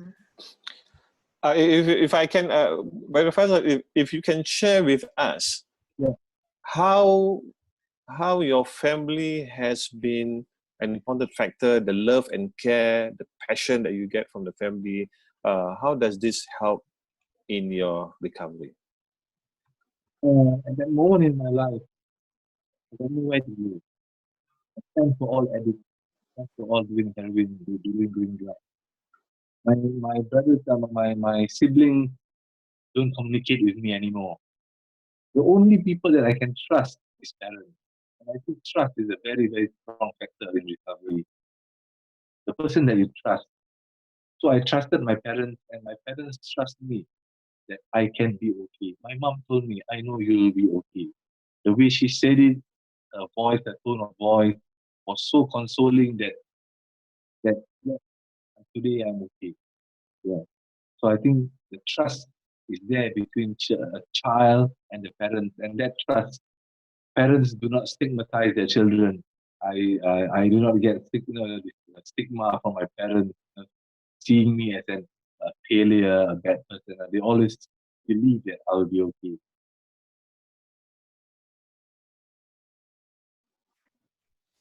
Correct, Good thank point. you. Yeah. So we can see that trust and family are two important aspects in recovery, inshallah. Okay, thank you everyone for addressing the questions. Right now, we will have the others to ask the questions, but for the benefit of everyone, especially the participants, we have shared the Q&A, the questions publicly, okay? So you can scroll through the Q&A box and you can upvote, okay? You can like the questions that you think is important to be addressed. Okay, and then we will have them addressed to the speakers, inshallah. But in the meantime, we will have those who have raised their hands to ask the speakers. Okay, so again, we will try again to have Nur Rashida to ask the question live, inshallah. Okay, Bismillahirrahmanirrahim. Okay. Okay, we can hear you. Yeah, I'm actually a depression patient. Okay, I'm a depression patient with anxiety and PTSD. I'm currently undergoing IMH treatment and my religion classes in the mosque and other outside classes. But I still have this feeling whenever I lousy, I suicidal thought. And how can I actually integrate these 4 faculties that Dr. Hannan shared, okay, with us earlier? That's one of my questions. My second question is to Singapore or nearer to the Bangkok that sorry, I Nur Rashida, actually I think, attend. sorry, Nur And Rashida. for Brother Faizal. Okay, so can you repeat the second question because there was an intermission? Oops. Yeah. Okay, sorry. Yeah, okay, because there was for Dr. intermission. Radiah, right? Yes, yes. Is there any? I see. Okay, in terms of Dr. Radiah, is there any club hill in the eastern side or near Buangkok? And then for Brother Faizal, do you face any stigma right now in this society, right, from your family or society or anyone that with that thing that you actually encountered at this moment in this year 2020? How do you cope it? Thank you. Okay, thank you, Nur Rashida, for the questions. Okay, we will try to have another one to ask. Okay, let us have Vida. Okay, Vida, if it's okay for you to ask your question, we will be unmuting your mic, if it's okay.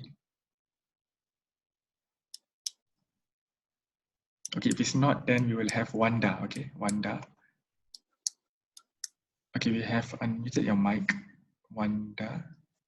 Okay, whenever you are ready, Bismillah. Assalamualaikum. Waalaikumsalam.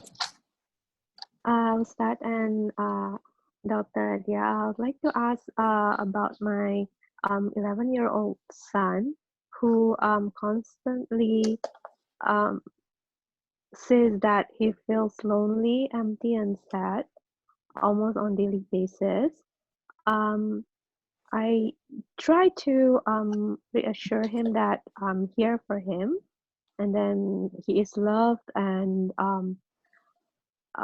it's okay to not feel happy all the time. And I also brought him to see a psychologist, but so far no change. So what's the best way to deal with this situation? Thank you. Okay, thank you, Wanda. So let me ask the speakers to address them before we proceed to answer the written ones, inshallah. No, there are many questions about this balances. How do we ensure that there's this balance? And let me try to, and this will also address a bit Sister Rashida's question. Yeah, Now, obviously, there is no barometer to really see where's the call in terms of our, the health and the raw and so on and so forth. Sometimes we always think, supposedly scientifically, we want to quantify everything, and then we do that. We cannot deal with this spiritual thing like that. Even the physical things. I mean, I know cancerous patient, for example, and one can think that this is really medical, this is really chemical, scientific, and therefore one can think that 2 + 2 = 4. But the treatment varies from one person to another. The bodies react differently. There's no one form of treatment to a single person, even on physical stuff. Even if one is having a cancer, and the same kind of cancer, lung cancer, whatsoever, but the chemotherapy, the dosage, how the body reacts to this treatment, they vary. So doctors will continue to adjust to see how these drugs react to the body.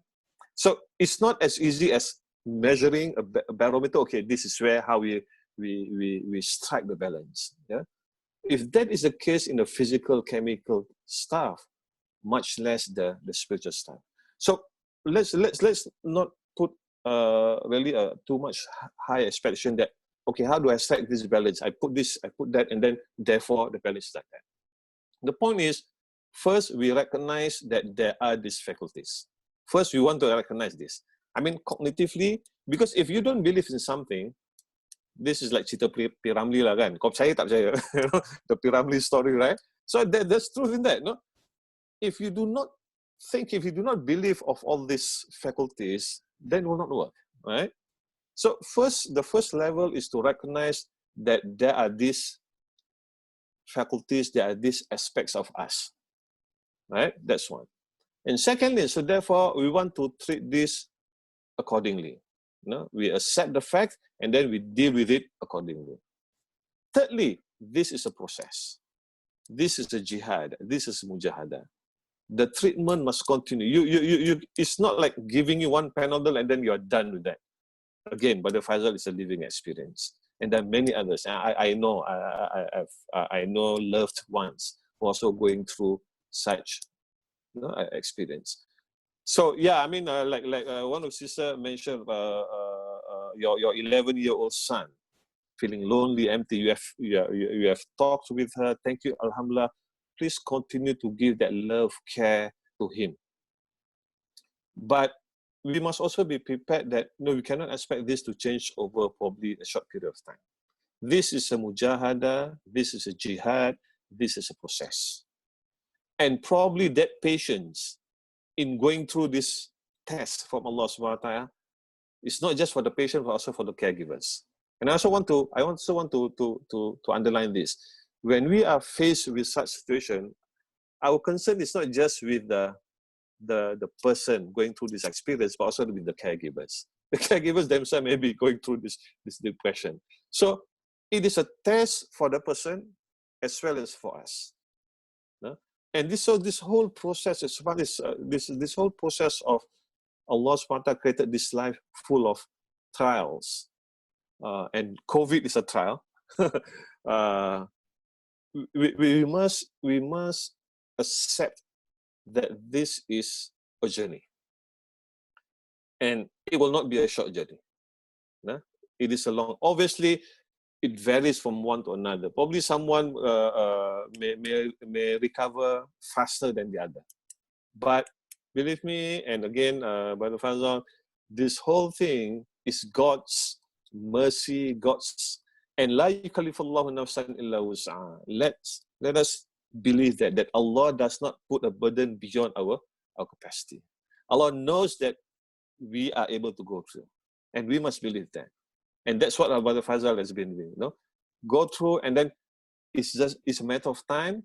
Allah subhanahu wa ta'ala will show. So my dua always, when we are this COVID thing, this COVID, you go through with this test from Allah subhanahu wa ta'ala. I ask Allah subhanahu wa ta'ala, oh Allah, I know this is a test. I truly believe that there's wisdom in all this. I may not understand this wisdom yet. I may not be able to comprehend this wisdom yet. But I ask you, Allah subhanahu wa ta'ala, grant me the patience to appreciate, to understand the wisdom. For indeed, I've seen some wisdom 20 years ago, I didn't understand. I didn't go through a certain process, and it's only after 20 years, oh, so this is the wisdom of behind that. So what I'm asking God, oh Allah, give me that wisdom, or give me that patience to understand the wisdom. I do not question the wisdom. I do not question your test, because I believe that ya la yukallifullahu nafsan usaha, but I ask you, Allah, to give me this patience to go through this jihad and mujahadah. Right? It may take time. So I do not know how to strike that balance, but I'm saying first acknowledge that there are these parts, and we will continue to learn, and we must continue to engage in this process. And like we mentioned earlier, family support is very, very important. So you have the people to listen to you, to be cared and to be loved, and that is important, and this is a process. May Allah subhanahu wa ta'ala give strength. We ask Allah easiness, Allah gives us hardship, because Allah wants to give us the strength. Because if it's easy, then you don't feel the strength. If it's just easy, alamak. We want to develop muscles, we also need to feel all the pain, and we need to go through. And muscle does not develop in one time going to gym. I've been trying to lose my weight. I've not been that disciplined in that. So, well, so because I may not have that patience, that sabr. So we ask Allah subhanahu wa ta'ala to give us that patience. We ask Allah subhanahu wa ta'ala to give us that strength to go through these trials. And la yukallifullahu nafsan illa wus'aha. Dr. Radiah?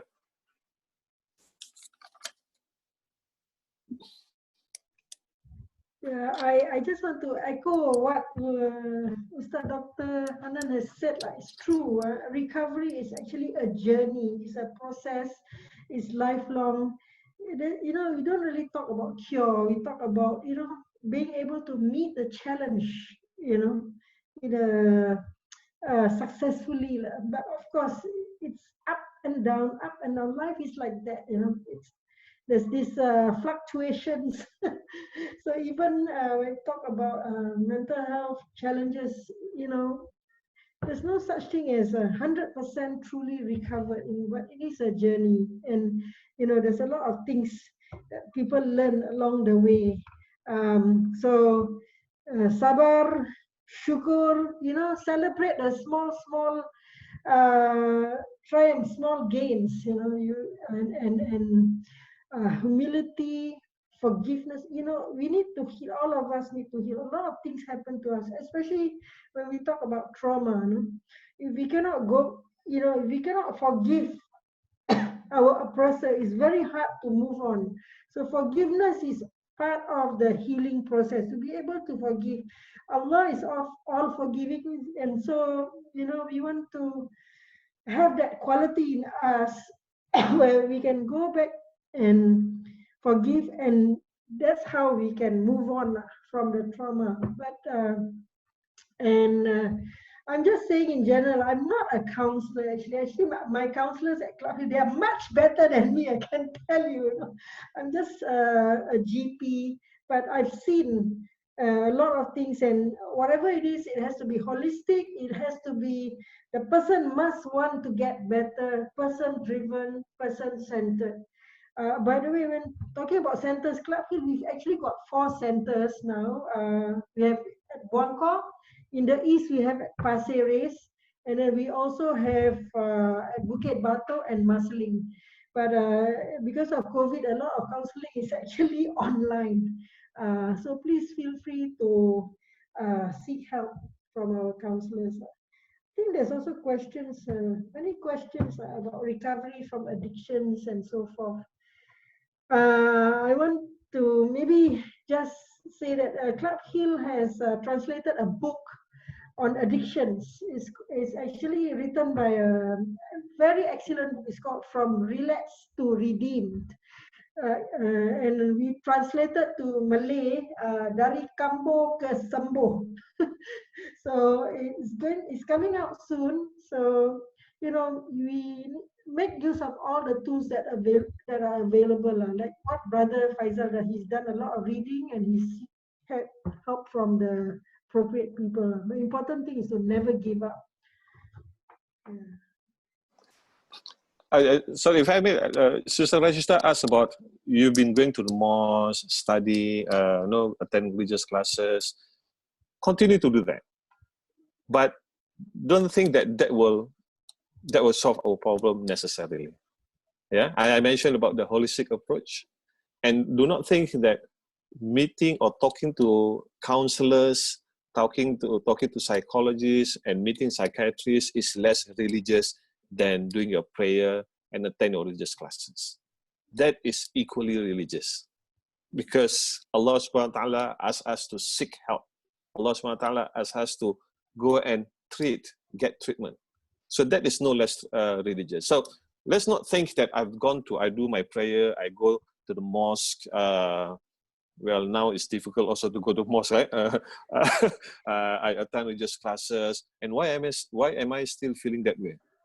Yeah, because it has to be holistic, right? You got to look at the different aspects. So continue to do that. And continue to also take on the other aspect, and they are no less religious. Because separating body from soul is secular, if you say what's secular, right? You separate body from soul, you say soul is more important than the body, or body is more important than soul. Both are secular in that sense. So continue with that process. Thank you. Yeah, we call it the biopsychosocial spiritual approach. And yeah. Just go mouthful. Yeah. Okay, thank you, Ust Dr Hannan and Dr Radiah. May we have Brother Faizal to answer the third question in regards to do you face any stigma during your recovery journey?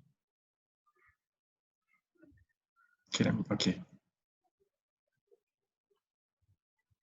Yes, the stigma is always there. But what is important is I can't change what is there, which I cannot change, but I can change my perception towards the stigma. The stigma does not harm me physically, it harm me emotionally. The stigma does not harm me financially. The stigma is a stigma. It is a stigma. It has been there since long ago, and until today, the stigma is there. So it's how we see ourselves is most important. How can we contribute to society, maybe through volunteering, to see you find yourself worth. So do not worry about the stigma. The stigma will always be there. So like Club Hill is advocating for the removal of the stigma. That is one thing very good Club Hill is doing. I'm very proud of that. I'm very happy because it's the stigma that puts us down, right? But then the stigma is always there. How are we going to perceive it? How are we perceiving it? In a bad way or in a challenging way? That's how. Yeah, that's it.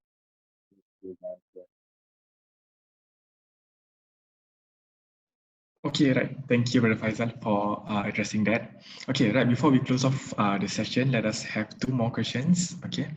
For the first one, let us have Haira Hairu, who has raised a hand to ask. Okay, so we will unmute you. Okay. Hi, Assalamualaikum warahmatullahi wabarakatuh. Thank you, Ustaz Dr. Muhammad Hannan, Dr. Radiah, and Brother Faizal for sharing your opinions and your stories. Actually, I have a question for each of the speakers. Is that okay? Okay, we can try to make it very brief, inshallah. Okay, can, inshallah. Okay, so the first question is actually for Dr. Muhammad Hannan. As an ustaz and father yourself, do you have a suggestion on the best way to explain mental illness to parents who still see it as like a lack of iman? And I also have a follow-up question for Dr. Radiah. Out of curiosity, basically, I would like to ask what is usually the steps taken should the family members that are brought in, like they do not cooperate when when you bring them in. Yeah. And then for the last one, for Brother Faizal, I would like to ask, were there people along the way who did not help your recovery process, and maybe what did you do to get around it? Do you avoid them, or do you talk to them? And thank you so much for everyone's sharing so far. Okay, thank you, Haira Hairu, for these questions. Okay, let me just post another question for the final question, which is the most voted one in the Q&A box. Okay, by Fana. How do we spot the early signs of mental illness in ourselves or in our loved ones? Sometimes we appear normal on the outside, but are struggling a lot within ourselves. Okay, so those are the questions that inshallah can be addressed.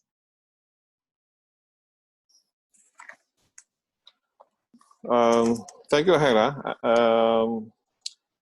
I've alluded to the point earlier that this mental illness is not just about lack of iman or whatever. Okay, we need to understand this, and we need to understand. We need to help others understand. First, it's also not for us to judge one's iman. We do not know for sure. It is due to iman, and that is precisely why I stress and I do this repeatedly about the holistic, the wholeness of this treatment. So how do I explain to them this is not about lack of iman? Even I see usually our Malays, when they experience this, they say, oh, ni jin lah, ni kena rasuk lah, so pergi jumpa ustaz, sembuh baca Quran, you know. That is also one aspect which Brother Faizal said about the Bomo. So he too has gone through this experience, right? Yeah, one is really, I understand that this is really cultural stigma, but then like Brother Faizal mentioned earlier, you can't control that. That is not within your circle of influence.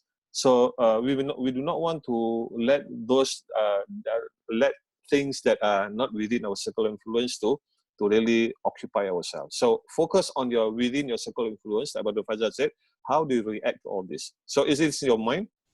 It is how you tell yourself. Secondly, we'll have to continue to engage.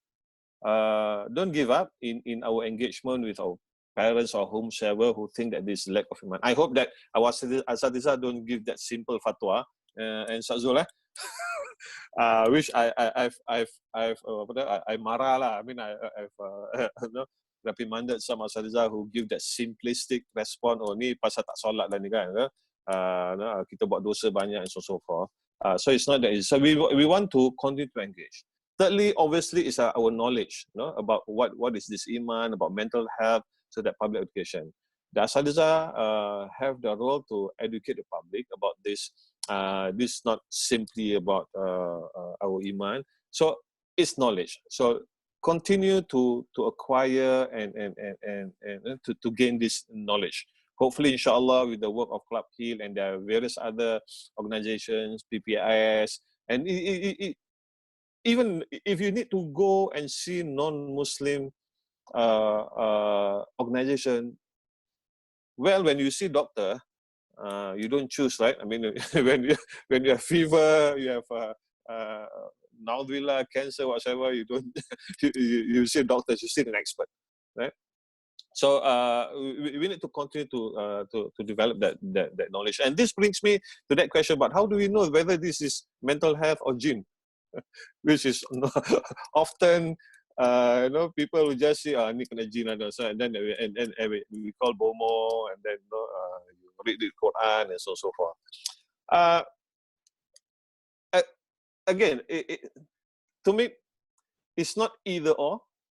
It's not either or. Now I do not want to put my Ruqya hat here, but just simply put, the jinn. I mean, as Muslims, we believe in this jinn, and the jinn will occupy. They can easily possess ourselves when we mentally is weak. So it is, to me, the way I understand, it is first because emotionally, mentally you're weak, then therefore this external sources whatsoever will easily defeat you. So the way is not just to chase away the possession of the gene whatsoever. The way is mentally, emotionally, we must be prepared, we must be strong. Don't provide a conduit, a platform for this gene whatsoever. So it's not an either or. It is, in fact, to me, sometimes it's more important to treat the mental aspect first, and then we treat the gene and so on and so forth. So I personally, yes, I believe on the possession and so on and so forth, but often and many times these are not issue of possession, but it's mental health. So seek help, see people, go to Club Hill, PPIS or whomsoever, go and seek help for that. Thank you. Okay, thank you. Can we have Dr. Radiah to address the other questions? Okay. I want to touch a bit about the difference between mental illness and mental weakness. Those are two different things, you know. If someone has diabetes, but you know, mentally the person is not strong, then maybe the person, the diabetes is not well managed, but that doesn't mean the person is mentally ill, you know. But maybe he's, you know, whereas someone may have a mental illness like depression, but can still be mentally strong, you know what I mean? There is a difference between illness and weakness. So that is one thing I want to say. So when you're mentally strong, whether you have a mental illness or diabetes, or you tend to do well. Whereas if you're weak emotionally, mentally, any illness, you may not do so well. So that's what I mean. That's why the holistic aspect of things is very important. Sorry, I sort of forgot the question. What was the question again? Sorry. What was the... Okay. How do you spot the early signs of mental illness? Early signs. Oh, Yes. okay. Early signs. Actually, when we talk about early signs, you can feel it in yourself. If you're feeling, so for example, depression, you have this low mood that lasts longer than 2 weeks. If it's just a few days feeling down, then that's not considered to be a mental illness. But if it's prolonged, if it's more severe, then you're going into that, you know. So it's good to detect things early. Don't wait until it gets very bad. So if you feel like you're starting to lose your function, you're not sleeping well, you're not eating well, you're irritable, you're anxious, you're just, you know, things are just not right, you're just being irritable and snapping at people. So that could all point out to early signs. So because if we wait, you might even develop psychosis, where you can hear voices and have weird thoughts. If possible, we don't want to go into a stage of psychosis, because that's usually later stage of illness. That's why when we talk about mental illness, there's a lot of overlap. The best is, and most things start, most people, when they become unwell, they start with anxiety and then depression, and then by the time they develop psychosis, that's already very severe. So it's good if we can detect it in ourselves and our loved ones. So if you see something just not quite right, don't wait. Explore, you know, with your loved one, yourself, and seek help early. It's good to seek help early. If it turns out that you're healthy, that's fine. You know, we don't do mental illness screening like we do diabetes screening or hypertension, because there's no instrument or there's no blood test for it, you know. But we can feel it within ourselves, or looking at our loved ones. Actually, Brother Faizal might be able to answer this question better. Early signs of being unwell. Yeah. Okay, maybe Brother Faizal can answer that. And also the final question, which was, was there anyone who didn't support you throughout your recovery journey? The early signs of depression, mainly depression. Early signs, you may lose appetite, can't sleep, you really can't sleep. Okay, sorry, we cannot hear you. Apologies on that. How is it now? Okay, I think it's better. Is it better? Yeah. How better? Okay. Yes. So the early signs of depression, let's say the illness is depression, it may be lack of sleep or you can't sleep at all, isolation. When at one time you like to move around, you like to make friends, you like to go out, and suddenly you have to isolate yourself. And lack of appetite, you like to eat, you like to eat certain food, and suddenly you lose interest in eating. These are the early signs, and there are many more other early signs that changes you from that one person that you were before into another person. That can be signs of mental illness. So that's my answer for that question. And has a lot of people not helped me in my struggles? Yes, because maybe I think I did not look for these people at the right places. I was looking at my friends. My family could not understand what is mental illness. What is mental illness? They could not understand what is addiction. So I was looking for, for help at the wrong places. So when I went to the right places, for example, Narcotics Anonymous, that's my case. Club Hill. In later years, now the community support is better. I find there are lots of people that can help. It's up to the individual whether you want to find these people or you don't want to find. Yeah. Thank you. Okay, thank you everyone. Thank you, Ust Dr Hannan Hassan. Thank you, Dr. Radiah Salim and Brother Faizal for addressing all of those questions. We have a lot of questions in the Q&A box, but unfortunately, we are not able to address all of them. But if you think that those questions are important, or if you seek some answers, or even if you want follow up to your situation, you can do so by going to Club Hill or to other organizations. Okay, so the number for Club Hill is stated on the screen, 6899-3463, or you may also email them at info@clubhill.org.sg. Alternatively, you can also call the AIC, which is 1-800-650-6060. Okay, you may take a screenshot of this photo, inshallah.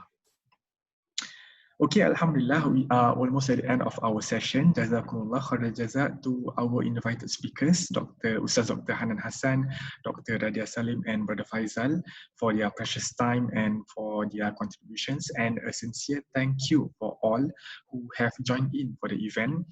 Allow us a bit more of your attention before we bid farewell for the night. Gonna promo or we're gonna share with you some Adil modules, okay, coming up soon, inshallah. The first of it is Ulul Azmi by Ustaz As-Salihan, right? Followed by, yes, okay, the first one is Ulul Azmi by Ustaz As-Salihan, followed by Path of Repentance by Ustaz Shazwan Al-Rani, and lastly, Dawn of Makkah by myself, inshallah. So these classes will be conducted online. Okay, you may take a picture or screenshot the image on screen for reference after this event. Or you can also bookmark the web link so you can see the full list of our Adil modules and future events. Okay, last but not least, please take some time to fill up our online feedback form. Okay, you may key in the URL on the screen, so it will pop out there, or scan the QR code to be directed to the feedback form. So your feedback and suggestions are important for us to improve our programs and better understand your needs. Okay, so we will take a minute or two now for you to fill it up, inshallah. Okay, again, the link for the feedback form is tinyurl.com/akr2002. Okay. Sazul? Yes. If I may, before we end, I publish a couple of recommendations. Okay. What Faizal has shared, how his readings have helped him in terms of his recovery, in terms of the journey. So I thought to recommend some materials, and this is like as a gift before we leave. One is by my teacher, my professor, Professor Malik Badri, a well-known Muslim psychologist, He's a practicing psychologist as well as a practicing Sufi. He has a very interesting book. I mean, when he was preparing this book, we talked a lot about this book.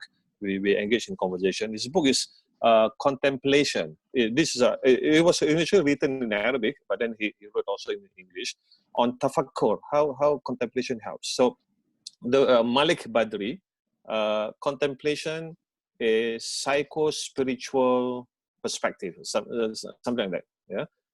If you can grab the book and then also so that the spiritual way. This one. There's another book. I really enjoyed reading this book. This is by one of our earlier scholars. I wrote articles about this book probably more than 2 decades ago. Miss Kawe, the scholar Miss Kawe, a Persian scholar, Miss Kawe. He wrote the book in Arabic, obviously, Tahdhib al-Akhlaq, but this has been translated into English, Refinement of Character. Now, part of this book is really, today we talk about CBT, cognitive behavior therapy. So you will see some of these processes introduced by Miss Kawe very early. So that book is very interesting, Refinement of Character.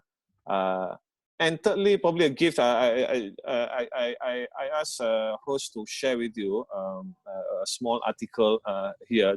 This is just a small part of a long